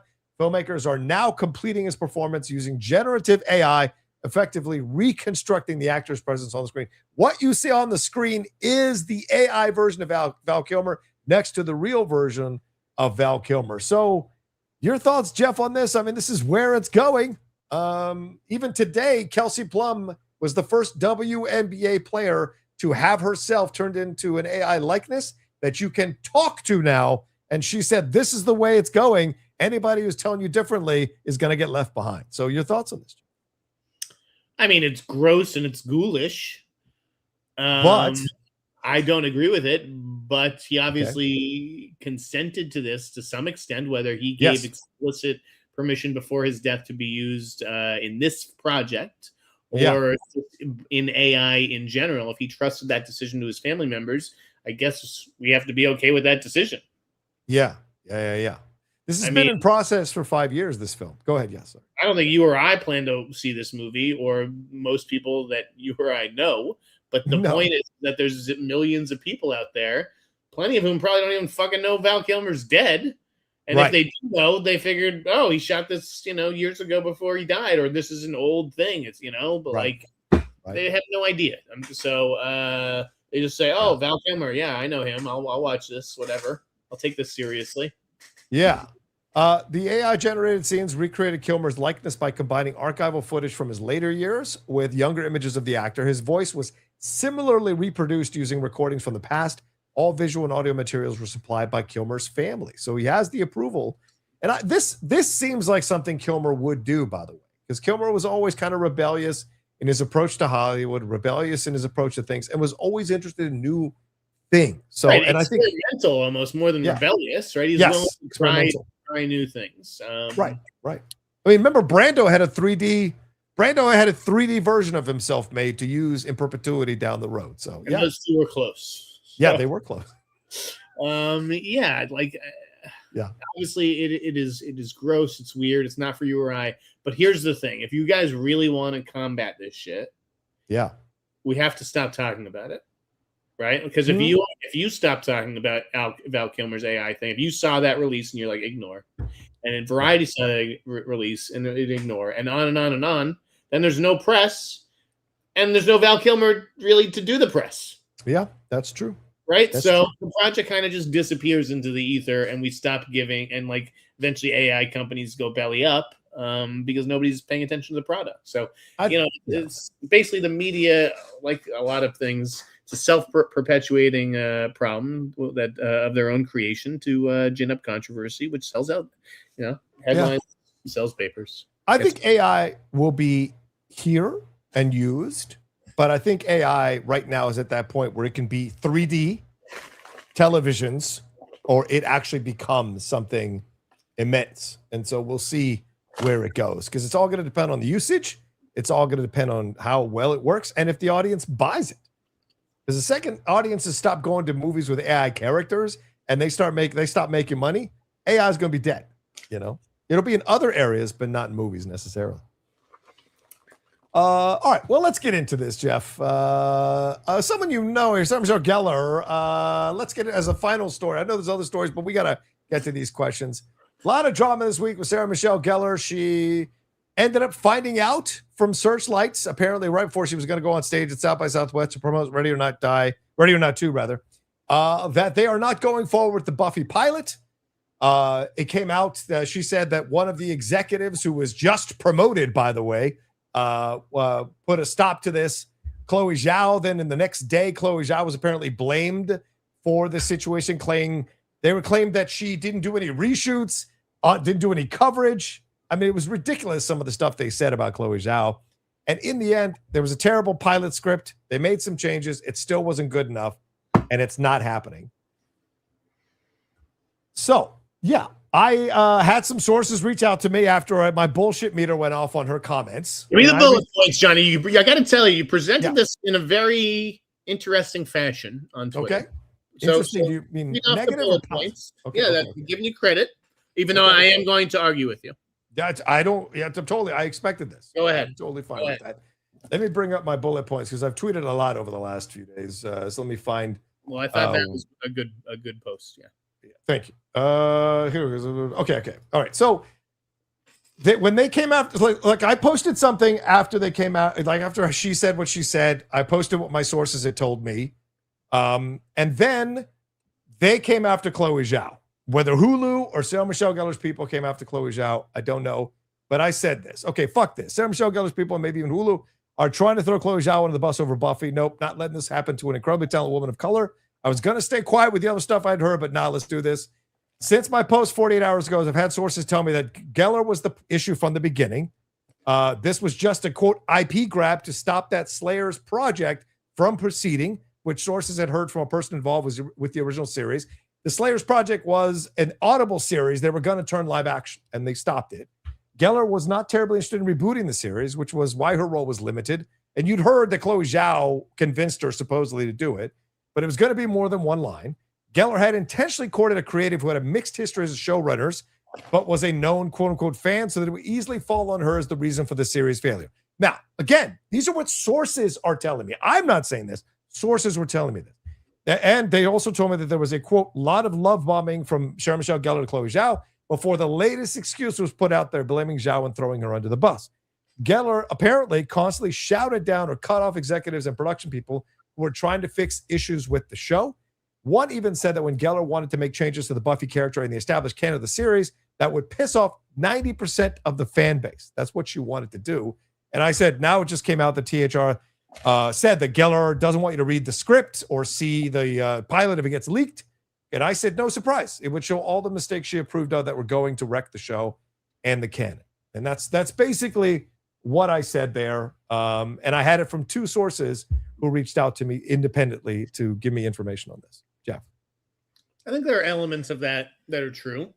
Yeah. I think that the project, it became not wanting to spend bad money after bad money. Yes. Okay. So, like, I'm told that the stories about not wanting to dump money into a pothole, essentially, are accurate. Yes. From what I understand, it was just the wrong talent across the board. Including Sarah Michelle Gellar. But go ahead. Yeah. I mean, no, not including Sarah Michelle Gellar, because Sarah Michelle Gellar is part of she comes with the title. Yeah, you're right. I know. So that's not what I'm driving at. I think that Chloe Zhao was the wrong person on the project. Mm-hmm. I think that the Zuckermans, who have largely escaped a lot of blame of Chloe Zhao is who she is. I think that the Zuckermans were the wrong hire for this project. I agree. And I'm told that the executive, obviously it was, Craig Erwich who made the final decision or whatever. Obviously not the executive that you want if he's going into it, like not a fan of the IP, to begin with. Right. But that's what she said. Gellar said that. We don't know if that's the truth. He hasn't disputed that. Right. True. He hasn't, but maybe he doesn't want to get into a back and forth. And nor should he, because you know what? God bless all the Buffy fans out there. But when I was around, I looked down on Buffy. If you watch Buffy, you're a weirdo. In college, I had a roommate. Yeah. He would watch Buffy and Angel, and I'm like, more power to him. Like, music, television. It's one thing if you have different tastes than me. I get it. Right. So I don't fault anybody for liking Buffy, but like I wouldn't even consider watching Buffy or Angel. Yeah. These shows were beneath me, and so. So if you're Craig Erwich, who is older than me, the idea that you're supposed to be some Buffy fan because you like television is absurd. Yeah. Right. And like, I get it. It's not his cup of tea. It's not his taste. So unless you're delivering an undeniable show, which by all accounts it wasn't, and I think that's why Sarah Michelle Gellar doesn't want you to see it. I don't think it's anything deeper than that. It did not turn out very good.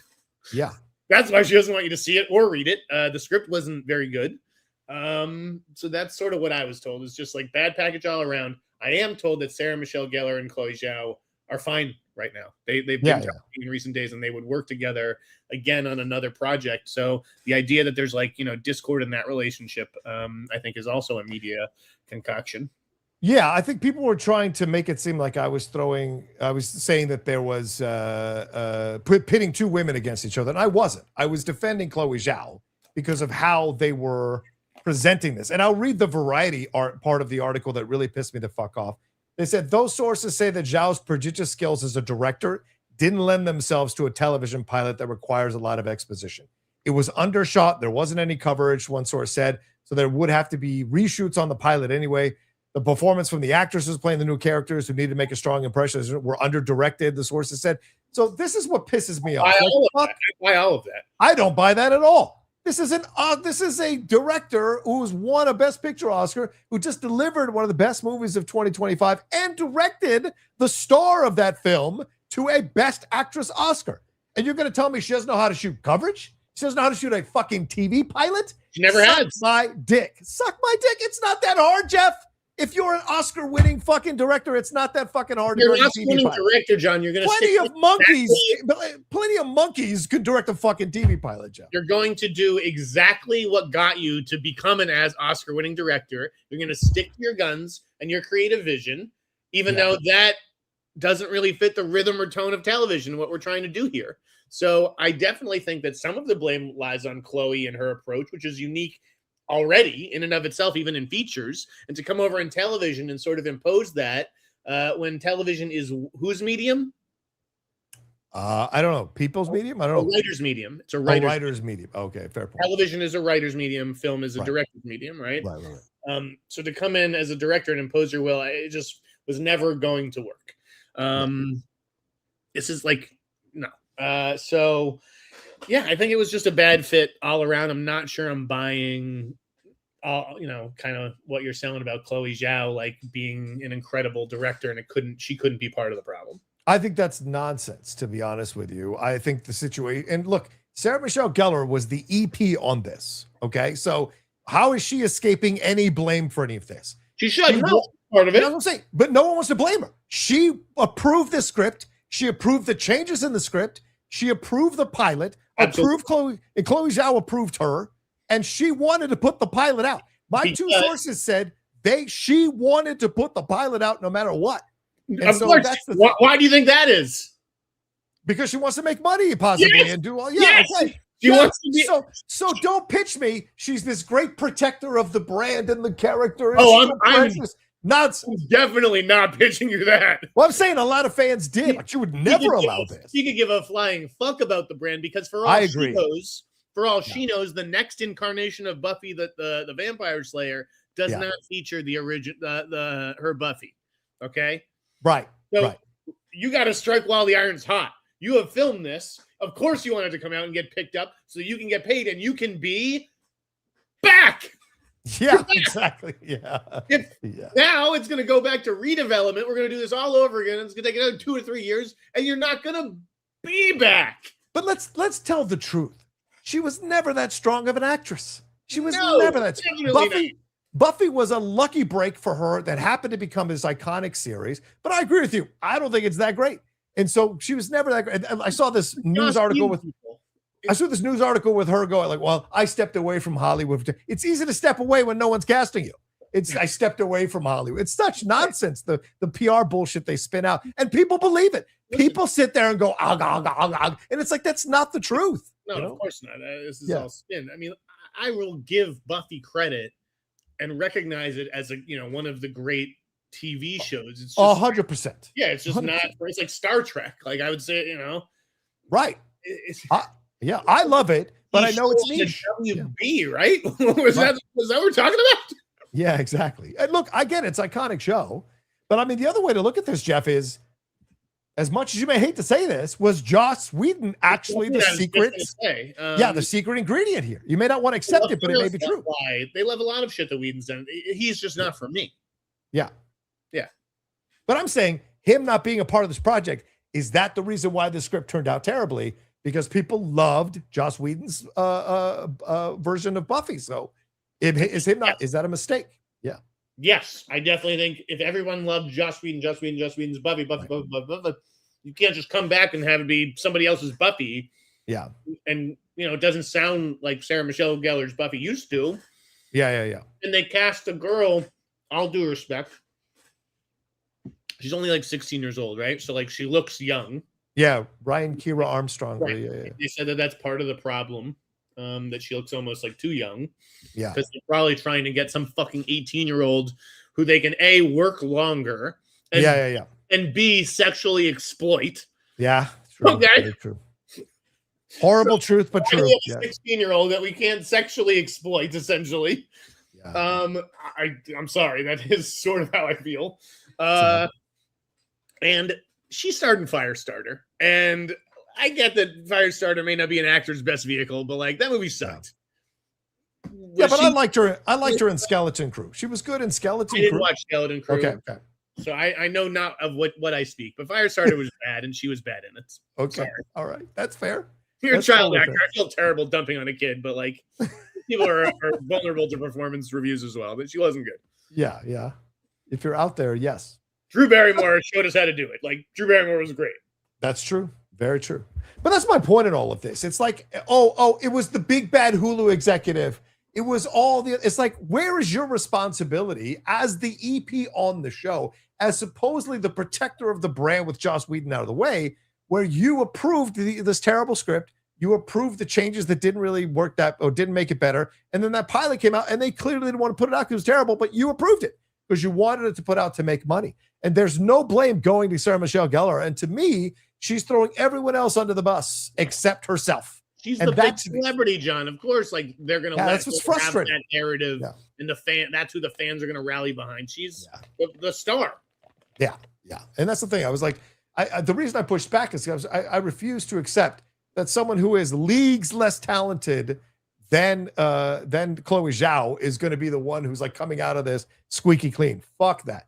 Chloe is an incredibly talented filmmaker, and you can't tell me that she doesn't know how to shoot a fucking TV pilot, all right? These directors are taught to shoot TV pilots, to shoot TV and shoot film. They are taught that in school. They're taught that in classes. They know how to shoot TV pilots. And so this idea that it was undershot or whatever, and no one's telling her the whole time, during the whole process, no one is going, listen, you're really not doing enough coverage. You're undershooting the actor. Why aren't you directing the actors better? Sarah Michelle Gellar isn't on set to make sure this is all going around. That's exactly this is what I'm getting. That's exactly the problem, John. It's the fact that she's such a big director, right? Everyone trusts that she knows what she's doing. And even when it's clear that she doesn't, maybe everyone's too in awe and or afraid and or respectful and or nice to say anything until after it's done. And then the executives are like, you know what? We don't really have any coverage. We can't make any choices. We can't make any decisions. Yeah. Because they were afraid to say it in the moment because everyone's too fucking nice and afraid of confrontation these days. Whose fault is that? It is not Chloe Zhao's fault. The executives. It's the fault of the people. Exactly. 100%. Yes. I'm tired. Yeah. I don't want her to get all the blame. And as you said, the writers are escaping blame. The executives are escaping blame, except for Irwich. And Irwich just got promoted, for God's sake. So he fucking knows what he's... And people want to come up Irwich. And I'm like, do you know how many movies you motherfuckers or TV shows you motherfuckers watch that he approved of, that he greenlit, but you want to be mad because of Buffy? This guy, this pilot, John, must have been bad. I mean, so bad. Right? Because so bad. To be like, I've got pressure from I've got Chloe Zhao's team up my ass. Yeah. Yep. The decision is, I've got Sarah Michelle Gellar up my ass. I've got Searchlight TV being like, what the fuck is going on? Right? and to then be like, we're gonna pass after we've kept you like wiggling like a worm on the end of this for weeks, right? Like it must have been bad. Well, and that's the irony. It's actually Erwich who did the right thing here. Yes, exactly. Right? That's why he's being paid the big bucks, because he's exactly to make the position to make the hard decisions. Gellar tried to turn him into the villain of the piece, but the truth is he's the one that saved that fucking brand. Because if this comes out and it's dog shit, and some of the changes, as my sources told me, 90% overturning the fact that they brought back all the vampires for the finale, that is part of what changed the canon. They changed that canon. Well, God knows what she did with Buffy and what the changes did, changing the character. Like all these things, he realized like this is going to damage the fucking brand. But Sarah Michelle Gellar is trying to turn him into the villain because she wanted to be able to announce Buffy when Ready or Not 2 came out at South by Southwest so she could kiss her own ass. And that's the thing that I get at when I look at this is like, they're trying to make him the villain when in fact he's the one that saved everybody from utter and total embarrassment. She's protecting her brand. He's protecting the brand. Which is all I said. Which is all I said in my posts. It's clearly brand saving exercise from Sarah Michelle Gellar because she doesn't want to be seen as the person who fucked this up. And she did. She's EP on it. She's one of the people that fucked this up. She's not the only one. Yeah, but she's one of the people. Among the people, yes. Yeah, exactly. I do agree that nothing really happens on that show without Sarah's sign off. 100%. 100%. You know. All right. Jesus Christ. So we should get to the questions. We're now have there's a bunch of questions stories we didn't get to. Sorry, guys. Let's get to the questions. And send them in as we go along here, people. We want to hear from you. All right. Arnold Armada says, I still need that Dice as Sneider movie. Okay. I don't know what that means. Oh, Andrew Dice Clay. I thought I would Jeff be Sneider. Andrew Sneider as Dice. That's what it should be, not Dice as Sneider. Yeah, he's too old to play you. By the way, if you haven't watched, if you're not following Andrew Dice Clay on Instagram, you're doing yourself a terrible disservice. The back and forth that him and Steve Gutenberg had on the street videoing each other, utter genius. Utter genius. Matt Landis says, I too turned down Christopher Deck. Did you, Matt? So, what's the problem then, Matt? Why did you turn it down? Mickey Dow says, Jeff, what's the word? Have you heard if Charlie Cox is in Brand New Day or not? Since the Hand is in the trailer, it gives me hope. Right, because the Hand fights Daredevil many, many times in the comics. Jeff, your thoughts on that? I have not. Have I heard if Charlie Cox is in Brand New Day? Spider-Man Brand New Day, yeah. I mean, I assume he is, but yeah, I assume he is. Yeah, I guess that's my. I haven't heard one way or the other. No. Yeah, a lot of people think he's in that shot with the Hand when they're all flying there at each other, that he's being held up. So, yeah, I don't think you can trust the footage that they've released because they could clearly have like changed it and removed people. Yeah, it's very, very true, my friend. All right, let's see the next one here. Where is it? Sorry. Here, Armando Matias says, Preacher Sneider is a movie in and of itself. That's true. That's Brother Sneider. Brother Jeffrey. Brother Jeffrey now. Is that an AI version of you? That's an AI version. Does he have permission to use your AI for your likeness for AI? It looks like his dice. Look, he is. He's got me doing dice. Wait, is this is bad, right? Yeah, this is. No. Oh, no.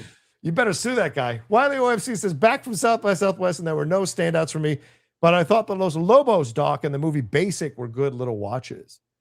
Did you watch the 94 doc on the U.S. soccer team? Wiley, it just got reviewed in the Hollywood Reporter. I like that review. So, but yeah, Jeff, did you hear anything coming out of South by Southwest? No, I paid no attention to South by Southwest.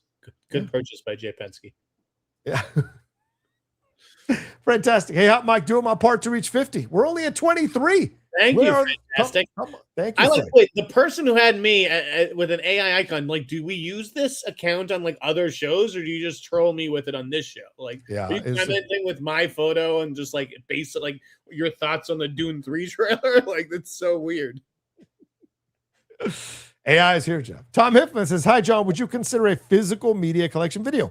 Excited for the Hot Mic merch. Fuck me. Fuck me. I was supposed to reach out to you, brother. You're right. I'll get to that. I guess I'm not Adam Hlavak, though. You know, he does a great job with that stuff. Maybe. I've got a new camera, so maybe I'll mine, Tom. I have a collection. But then do a video. That's what he's saying. Do a physical media collection. Like 100 DVDs. I mean, imagine only being allowed to have like 100. Pretty good. Reggie Brown says, what are the chances in the next 4 years we get an MBJ Charlemagne-led movie? Which genre would you like? More action, comedy, rom-com, or drum? Charlemagne the God? Who is he talking about? Yeah, Charlemagne, like Breakfast Club Charlemagne, right? That guy can't act, can he? Yeah, I was going to say never. There's the idea that Michael B. Jordan's making a movie with Charlemagne. Who is this? Is Charlemagne commenting right now? Yeah, it would be a sports movie, and Charlemagne is like a scene where he gets interviewed by him at his show. That's about it. Fred Tastic says, prediction, Timothee will win his Academy Award for Dune 3, and so will Villeneuve. I don't know. That Odyssey film. It's going to be a battle, Jeff. It's going to be a battle, man. Could happen. I mean, could be a tie. Do people love Matt Damon?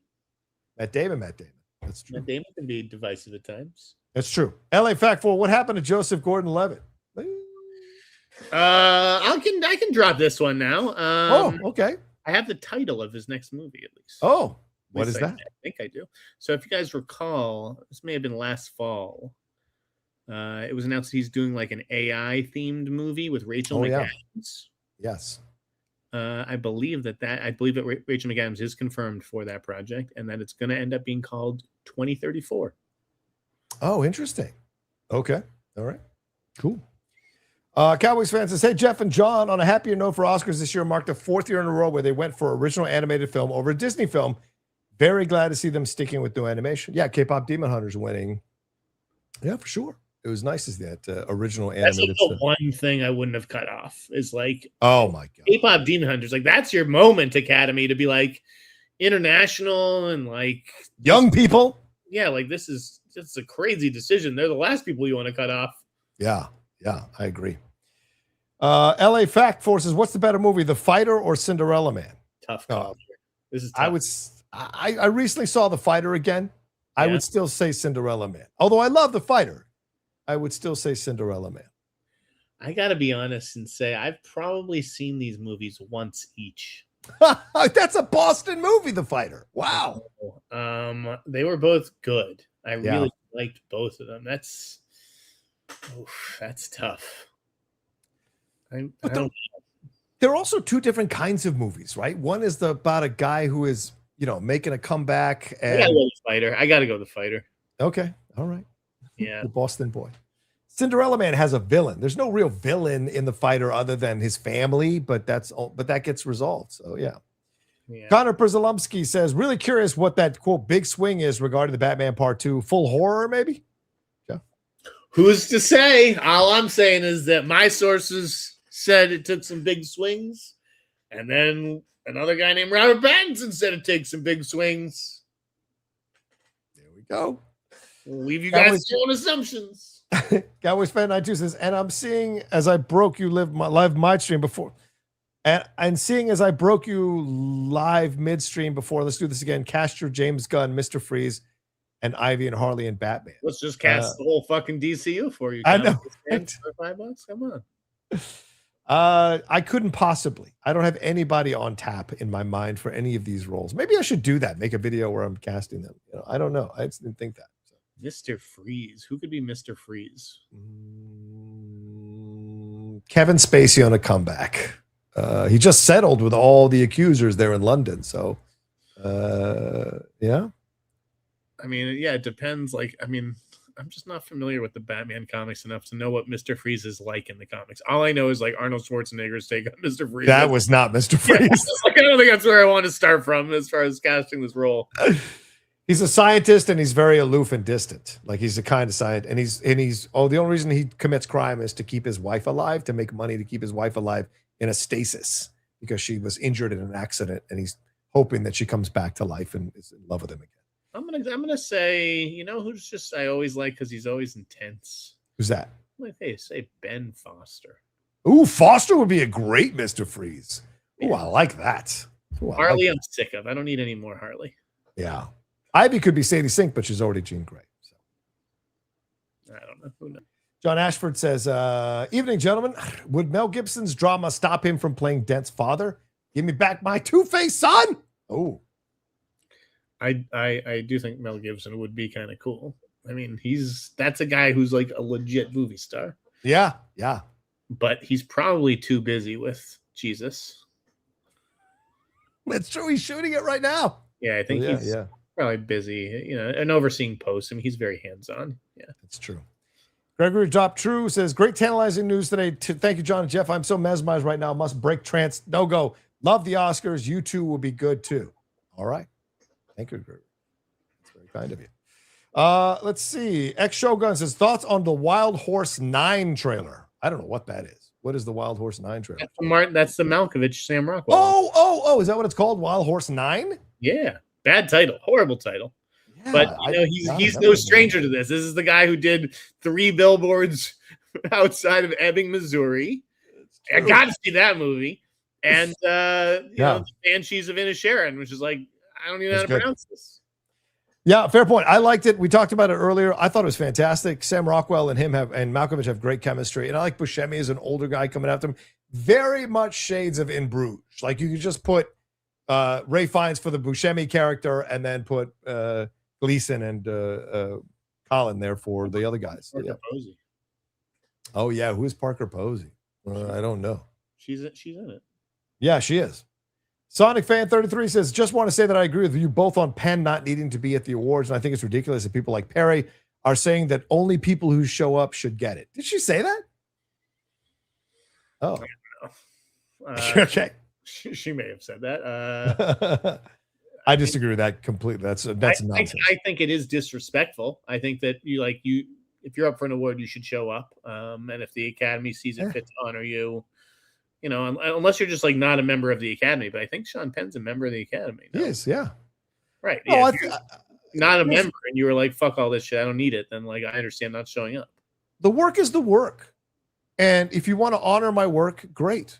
But you honoring my work does not mean I have to show up. I think that's nonsense. It's who needs me more. Like, because he may not have won, right? It's like, do I need to be there as a cheerleader for Paul and the rest of the team who's nominated, or am I more needed in the Ukraine? Some people don't like award shows. They shouldn't be punished because they don't like to be in that situation or even don't believe in them. Like, that's nonsense. I think that's ridiculous. Show up or don't show up, because I'm helping your ceremony out by showing up. So I'm lending it my star power. I think that's ridiculous. CB the Legend says over under Doomsday and B&D make over $4 billion combined. Oh yeah, probably. I would say so. That seems like a safe bet. Wait, let me think about this. I don't know. Really? You don't think they make $2 billion each? They're connected. $4 billion combined could probably get over $4 billion combined. You're probably right. I mean, they're so connected. Just saying, B&D could do like 1.5, 1.6, and on a Doomsday to do 2.4, 2.5. Like, it's a lot of pressure. It's true. It's true. And what it used to be, I might take the under on that. Would you take the over? I take the over. Yeah, I take the over. I do. I think people are starving for good Marvel, and if both of these movies are excellent, people will go in droves, man. Remember No Way Home made like a 1.8 billion or whatever it was, and people were in the middle of COVID, and people laid on top of each other in the theater to watch that movie. So it's insane. They licked each other's faces to watch that movie. Cartoon 49 says, besides Wahlberg, who is an actor that needs a reimagining? I got the perfect guy. Go ahead. I'm going to let you go first, though. I don't have anybody on tap. Go ahead. What do you got? Here's the guy that we all used to love, and now nobody can kind of stand him. Okay. But he can be rehabilitated, because I don't think he's done anything that's too crazy. Okay. That's John Cusack. Oh, yeah, man. Can we bring back John Cusack somehow? He's very outspoken politically, man. It could be an issue. A guy. Little bit of a gook. Yes. But a talented guy. He showed up at the writer in memoriam. He was there on the stage. So, yeah, very possible. Halle Berry. Halle Berry. I think Halle Berry needs to make better choices. That's the reimagine. I would see she's the one you need to work on. This is an Oscar winner, for God's sake. Cartoon 4, what's the dead franchise you wish had a legacy sequel? A dead franchise? Is there ever such a thing as a dead franchise? I've got it. Okay. This would be nuts, because I have heard rumblings. Oh, not of a legacy sequel. Let me be clear. Oh, okay. Definitely not of a legacy sequel. Okay. Of a straight reboot. But if you did a legacy sequel, it would be very interesting. Okay. And in honor of the holiday that we recently celebrated. Yes. What was the holiday, John? It was July 4th. No, I don't know. What was the holiday? It's March. It's the middle of March. What holiday? Oh, St. Patrick's Day. That's right. St. Patrick's. What movie am I talking about? The Departed? The Leprechaun! The Leprechaun. The Leprechaun's gonna find you. You bring back the Leprechaun, and imagine if you did a legacy sequel with the star herself, Jennifer Aniston. That is how you put butts in seats for a Leprechaun. I agree. Come on. Get Chloe Zhao for that one. Get Chloe Zhao for that one, Joe. On Reboot, so I like it. Dead franchise. Wish had a legacy sequel. I'll go with current one. I wish Dungeons and Dragons had a legacy sequel because that was a damn good movie, and that's pretty much dead. Wait, E42. Hola! I finally watched One Battle After Another the day before the Oscars. I loved it. As with Sinners, a few flaws, but both are great. I don't get the narrative that you have to love one and hate the other. That's dumb. Of course, it's dumb. Anyone telling you that is dumb. You can like what you like and love those. World, like they make you pick sides. Yeah, Stones or the Beatles, Elvis or the Beatles, Rocha or Sneider. You don't got to pick sides. Like both, just like both, man. Dude. Now I'm getting excited. Should I write this? Should I pitch this? I think you should absolutely pitch it. Aniston, and would she go for it? I think she would absolutely go. What's she doing? The morning show? The morning show? She would totally do it. You're gonna run from a little leprechaun? You too good. You too good? Yeah, because now it's returned. It's going after her grandchildren. It can't be her children. James Proctor says, love the show. Thank you, James. Keltrick Pickett says, Michael B is a real deal movie star and just won an Oscar. No clue how much money he wants, but I hope he gets it. Get paid, black man. Get paid. Keltrick, read closely. Maybe you'll find out sooner than you think. Hey, I like that. CB the Legend says, Rocha, I need that Dr. Doom shirt. Yeah, I Hate You 3000. Yes, my friend Michael Vogel got it for me for Christmas this past December. It is on TeePublic, I think, so you can find it there. But yeah, I loved it. He always gives me great shirts at Christmas.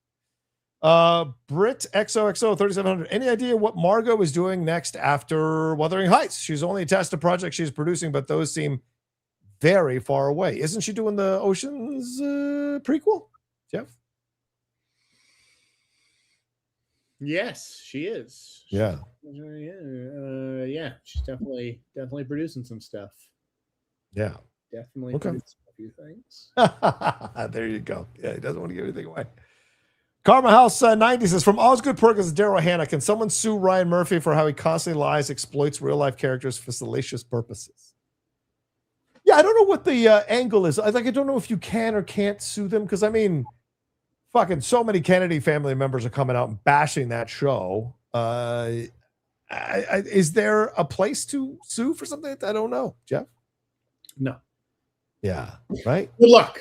Olivia de Havilland's tried that, right?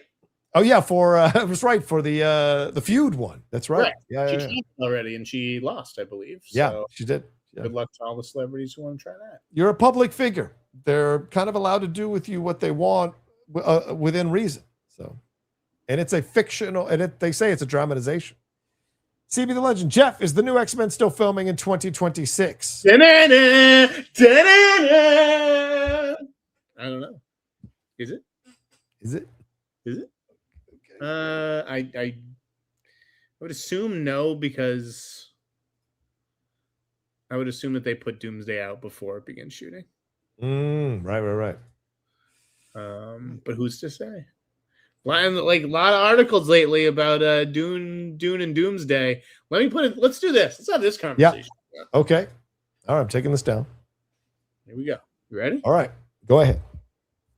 Do these movies come out on the same day? Yes or no?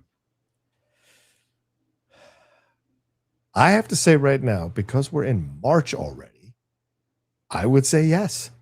This is a dick measuring contest like I've never seen before from studios, and I just don't think either one of them wants to move. Dune sees Marvel on its heels, a little damaged and bloody.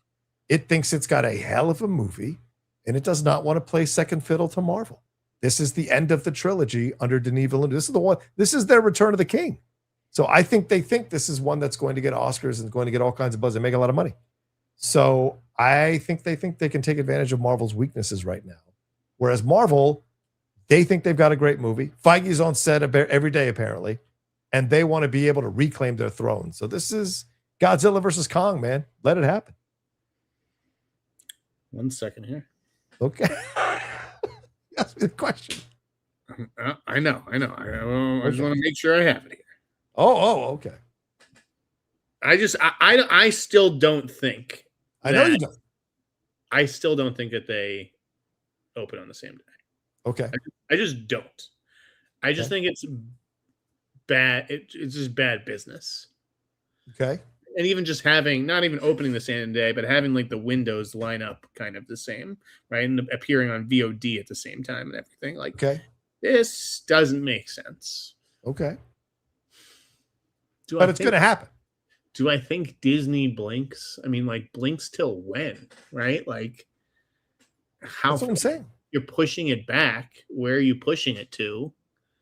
May? I mean, you have Starfighter. Yeah. Are you pushing it up? I think this is a game of chicken. Yes. I just think Dune loses that game. I think we're past they announced the date. It's on all their stuff. The date can change. Listen, the date can change tomorrow. The date can change. But it's not because they have reshoots, which is usually why dates change. No. This late in the process. The fact that it's done. It looks done, right? I'm saying. It looks done. Yeah, it's done. It feels like they can put it out sooner than December 18th, is what I think. You're staring down the barrel of a gun. I wouldn't want, if I was them, I wouldn't want anything to do with Avengers. But where do you go? You're going to go to Jumanji the week before?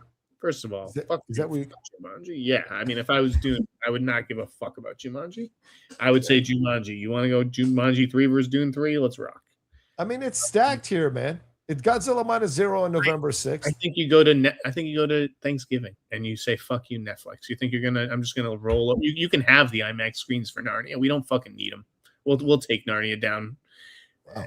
They just, it is free money, those premium screens, but like, if you're going to let IMAX like dictate your fucking release calendar, you're the fucking alpha here. You're fucking Avengers Doomsday. You go where the fuck you want, and you make everybody else scatter. So what if they move to a week later? What if they come out on Christmas Day? Avengers Doomsday, because that's 7 days after the 18th. Still, I'd move if I was Dune. I moved to Christmas. That doesn't feel like a Christmas release, whereas Doomsday feels like a Christmas release. But all right. Okay, so what I'm looking at is like, these two studios are battling with each other. Okay. The Incredibles 3 is dropping 2 weeks before Dynamic Duo, when Dynamic Duo has had the date for a year. The Warner Brothers. What year? What month is this? I don't fucking know. Okay, Whenever they just dated Incredibles 3. Okay. Superman and F4. Oh, right. Yes. Avengers Dune 3, even Ready or Not 2, and They Will Kill You. Right. Which were on the same date at one point before Disney blinked and moved Ready or Not. These two love going at each other, and I think that someone will ultimately blink just like they did with They Will Kill You and Ready or Not 2. Dune is bigger than They Will Kill You or Ready or Not 2. So I don't think they're blinking, dude. I think they're going toe-to-toe all the way to the end. And it's going to be the talking point for the next. Let them. But there's going to be talking for the next 8 months, or 6 months. People are going to talk about this over and over again. This is not a Barbenheimer situation because they're chasing the same audience. And I mean, it's not that, again, that's one of those things that people will pick out and be like, what do you mean? Like, oh, Barbie, Oppenheimer, I saw them both. I like them both. They're chasing different audiences. Oppenheimer is chasing men. Barbie's chasing women. That's why they were able to coexist like they did in the marketplace. Good point. I don't see. I mean, unless everybody in the world is doing a double header that day that's seven fucking hours long, right? It's going to be like super long movies. They have to impact. You're only going to be able to see one. You can only be in one theater at a time. Yeah. All right, we'll see. I think they're going to do it. I think they're going to do it because there's something about it. There's something about the ballsiness of it. Have We'll D see. and it's good for marketing. They both start with D and it's good for marketing. You know, like maybe. Robert G. Quinta says thoughts on Miracle Mile, underrated '80s movie. I've never seen it. Anthony Edwards. Miracle Mile either, despite living there for a long time. It's stars Anthony Edwards, directed by Steve DeJanet. Mayor Winningham's in this. Must be very good. Is it really? Yeah, people really like Miracle Mile. A young man hears a chance phone call telling him that a nuclear war has started and missiles will hit the city within 70 minutes. Ooh, interesting. Okay. What would you do? Who would you go find? I would just chill out with my lady somewhere, wait for the bombs to hit. Figs 1210. WWE guys and maybe some Bridgerton. Hey, Bridgerton. Jeff, really curious about what you're holding. Miami Vice. Any chance of a cash shakeup? I personally wanted to see Damson Idris as Tubbs. Stay curious, Figs. Stay curious. Yeah, there you go. If you stay curious, you ain't got to get curious. But wait, no, go back to that. Okay, all right. Any chance of a cash shakeup? I personally want to see Damson Idris. I mean, Damson Idris is signing people's Black Panther masks right now. See that footage? That's true. Yeah. That's ballsy, young man. Is he giving it away? I don't know there. That's and then what? I mean, actually, what was I? Oh, I was thinking of Damson Idris for something. Okay. Fuck, what the fuck was it? Oh, I'm blanking. Forget it. Okay. All right. Let's move on. AJ Hanny Deacon says, any news on Digger? I haven't heard anything. Jeff, you heard anything? Yeah, I've heard some stuff. Oh no. Report coming also potentially, I think, in the next newsletter. I got a bunch of test screening reports. That's going to be the first one out, actually. Is okay. I got one for the Dog Stars. Oh, the Ridley Scott one. That's already done? Yeah, and I got one for Heart of the Beast. Which one's that one? Brad Pitt, David Ayer. Oh, shit. All right. Wiley UFC says, didn't watch that doc, John. Didn't have time. Okay. I also watched U.S. Marshals today. It was boring and way too long. Not good. Is that the Yellowstone film? Oh, Yellowstone spinoff? I don't know. I don't know what you're talking about. Haskell, what's up, guys? What's up, Head? So what do you think of Tom Brady continuing to call WWE fake? Are we getting Brady at WrestleMania? If so, I hope he gets put through a table. I could totally see that. Him and Gronk. He's been going at it with Jake Paul because they're doing that flag football thing, and he keeps calling WWE fake and saying that they're cowards and they could never handle playing in the National Football League. So, yeah, I could see it happening. JLM 219. JLM 219. You know what I'll say to you in response, buddy? If you have to ask.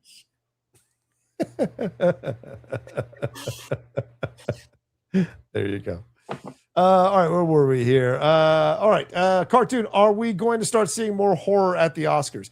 No. This was horror that's a cut above. Sinners, Weapons, these are cut above horrors. This isn't Friday the 13th, part 12. You know, there's a different situation here. Not all horror is the same, Jeff. In my opinion, you have to bring a little artistic flair to your horror to be considered for Oscars. This just happened to be a year where a bunch of cut above horror films came out. Exactly. I mean, Samara Weaving, Best Actress, Ready or Not 2. Start the campaign. Are you going to see that one?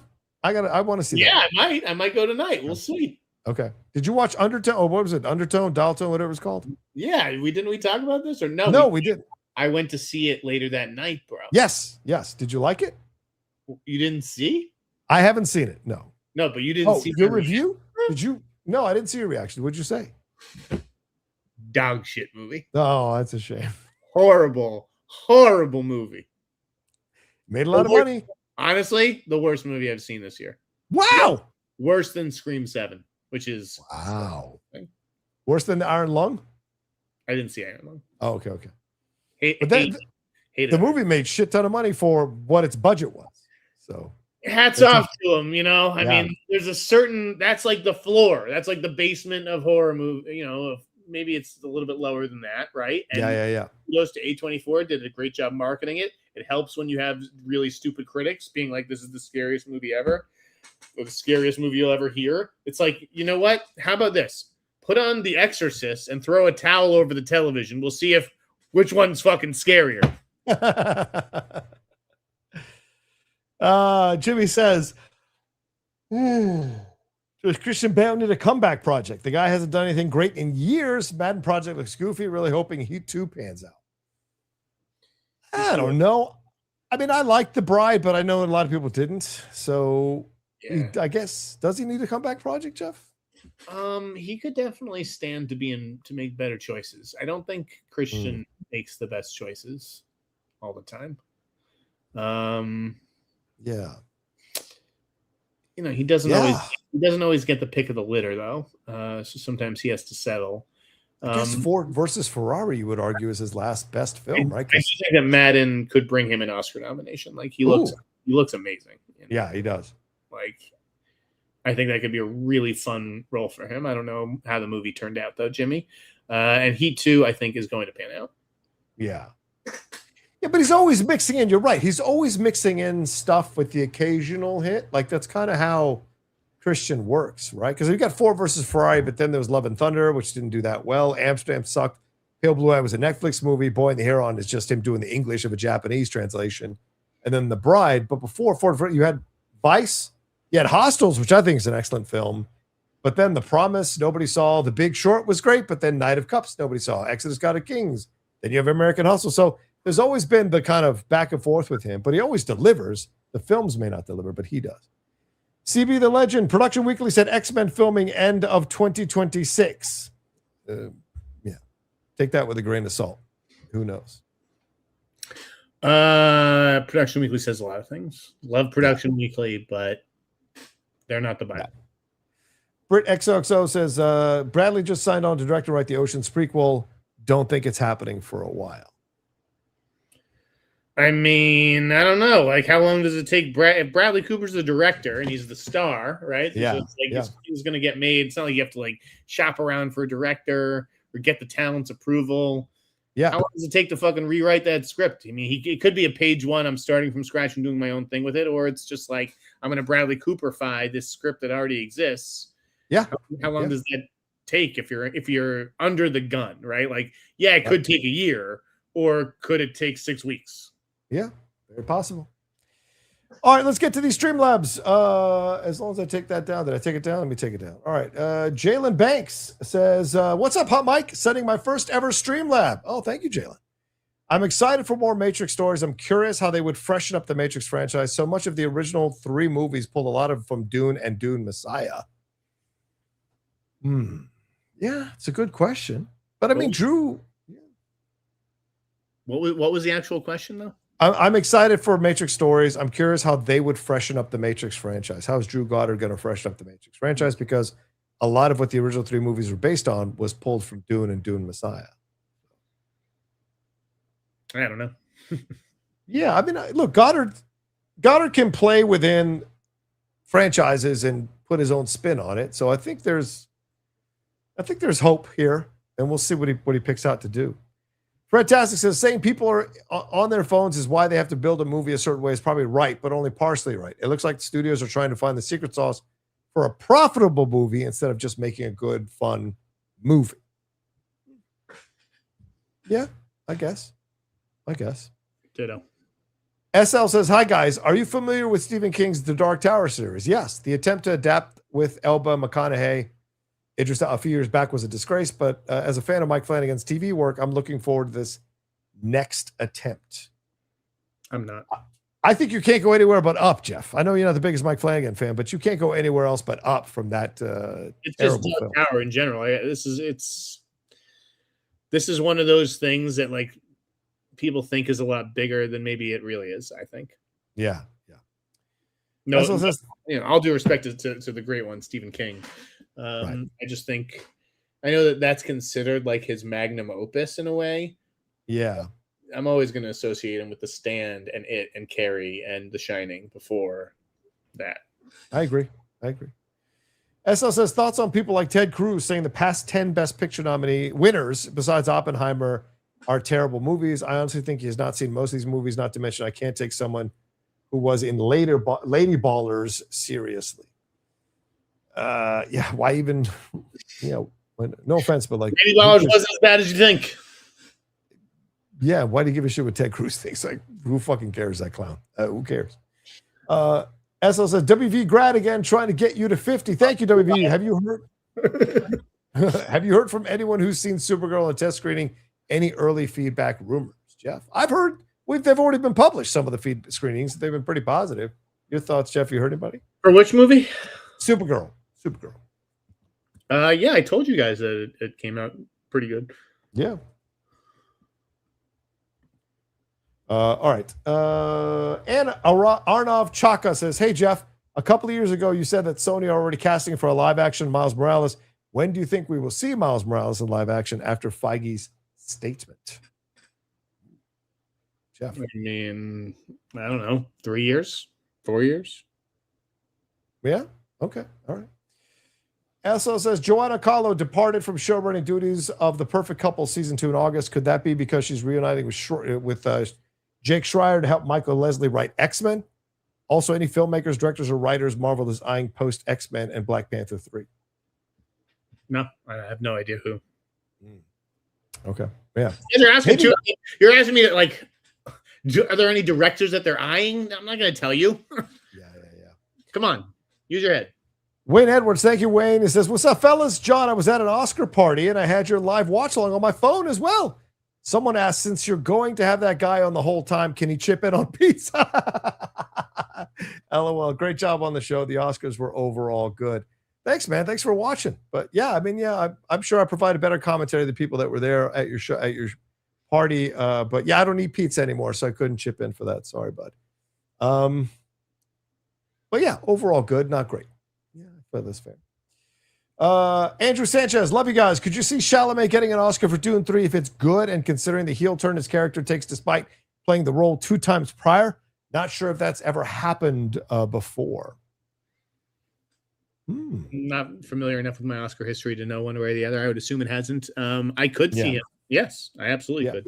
Yeah, especially because if they do the full heel turn, that's going to really require an incredible acting challenge from him to meet, and I think he will. SL says also, Dune 3 signed with IMAX. It's not moving. Jeff, Michael Jordan is a better person than actor. Question, who is this generation's DeNiro, Pacino, Nicholson, or Hackman? Philip Seymour Hoffman is gone. It's Damon, Fiennes, Bale, Amy Adams, and Winslet. The future looks bleak. What are we? What? I don't know. I don't know what you just said. Yeah, that seems odd. I think you're way off on that, SL, because we have a lot of great Michael B. Jordan, Timothée Chalamet. There are a lot of Florence Pugh, Jesse Buckley. Like, there's a lot of great young actors that are coming into their prime right now that we are going to enjoy for years to come. So, Miles Teller. I mean, Leo is the answer. Leo, right. Leo's still there, of course. Leo's the answer. Yeah. I am Too Fly Cam. Hello, Hot Mike. Love the newsletter, Jeff. On our way to April and still no casting for Wonder Woman or any other big DC characters. What is the holdup? They're not ready to cast those characters yet. I mean, they've been reaching out to people. They've been having conversations. I don't know that anybody's tested in costume or anything like that at this point, but I think that we'll know more as summer grows near. Yeah, for sure. All right. Here's one thing I had thrown at me, Jeff. Jurassic World Rebirth 2 with ScarJo and the same directors going this fall. Does that sound right to you? That pass your smell test and start directing? Is that known already? Well, I need it again. Jurassic World what? Jurassic World Rebirth with ScarJo and what's his face? Jonathan? The director. The guy who did The Creator. Gareth. Yeah, Gareth Edwards. It's supposed to start shooting this fall. That's what one of my sources. That's already known, right? Yeah, I mean, I reported. Okay. Yeah, I was going to say. Yeah, okay. I mean, I don't know that it would go this fall, but I think they certainly want it out by, if not next summer, then right, summer 2028. Very soon. Yeah, for sure. All right, that's everything. You got anything else, Jeff, or shall we roll on out of here? Do I have anything else? Nope. That'll do it for me, guys. Thank you so much for watching. This was a fire episode. I agree. And again, grateful to everybody who subscribes to the newsletter. Good stuff coming. At theinsnyder.com. Make sure you do that. As for my stuff, Please subscribe down below. Hit that bell button. Leave all your comments on everything we got here. There's no Geek Buddies tomorrow. I'll be out of town tomorrow, so we will do it on Sunday. Look for that on Sunday. And that's everything. Yeah, thank you all so much. Take care of yourselves. Be well, and we'll talk to you next time with another brand new episode. Oh, I'm going to put out my Project Hail Mary review tomorrow. Sorry. Look for that, and we'll talk to you next time with another brand new episode here of The Hot Mic. Peace.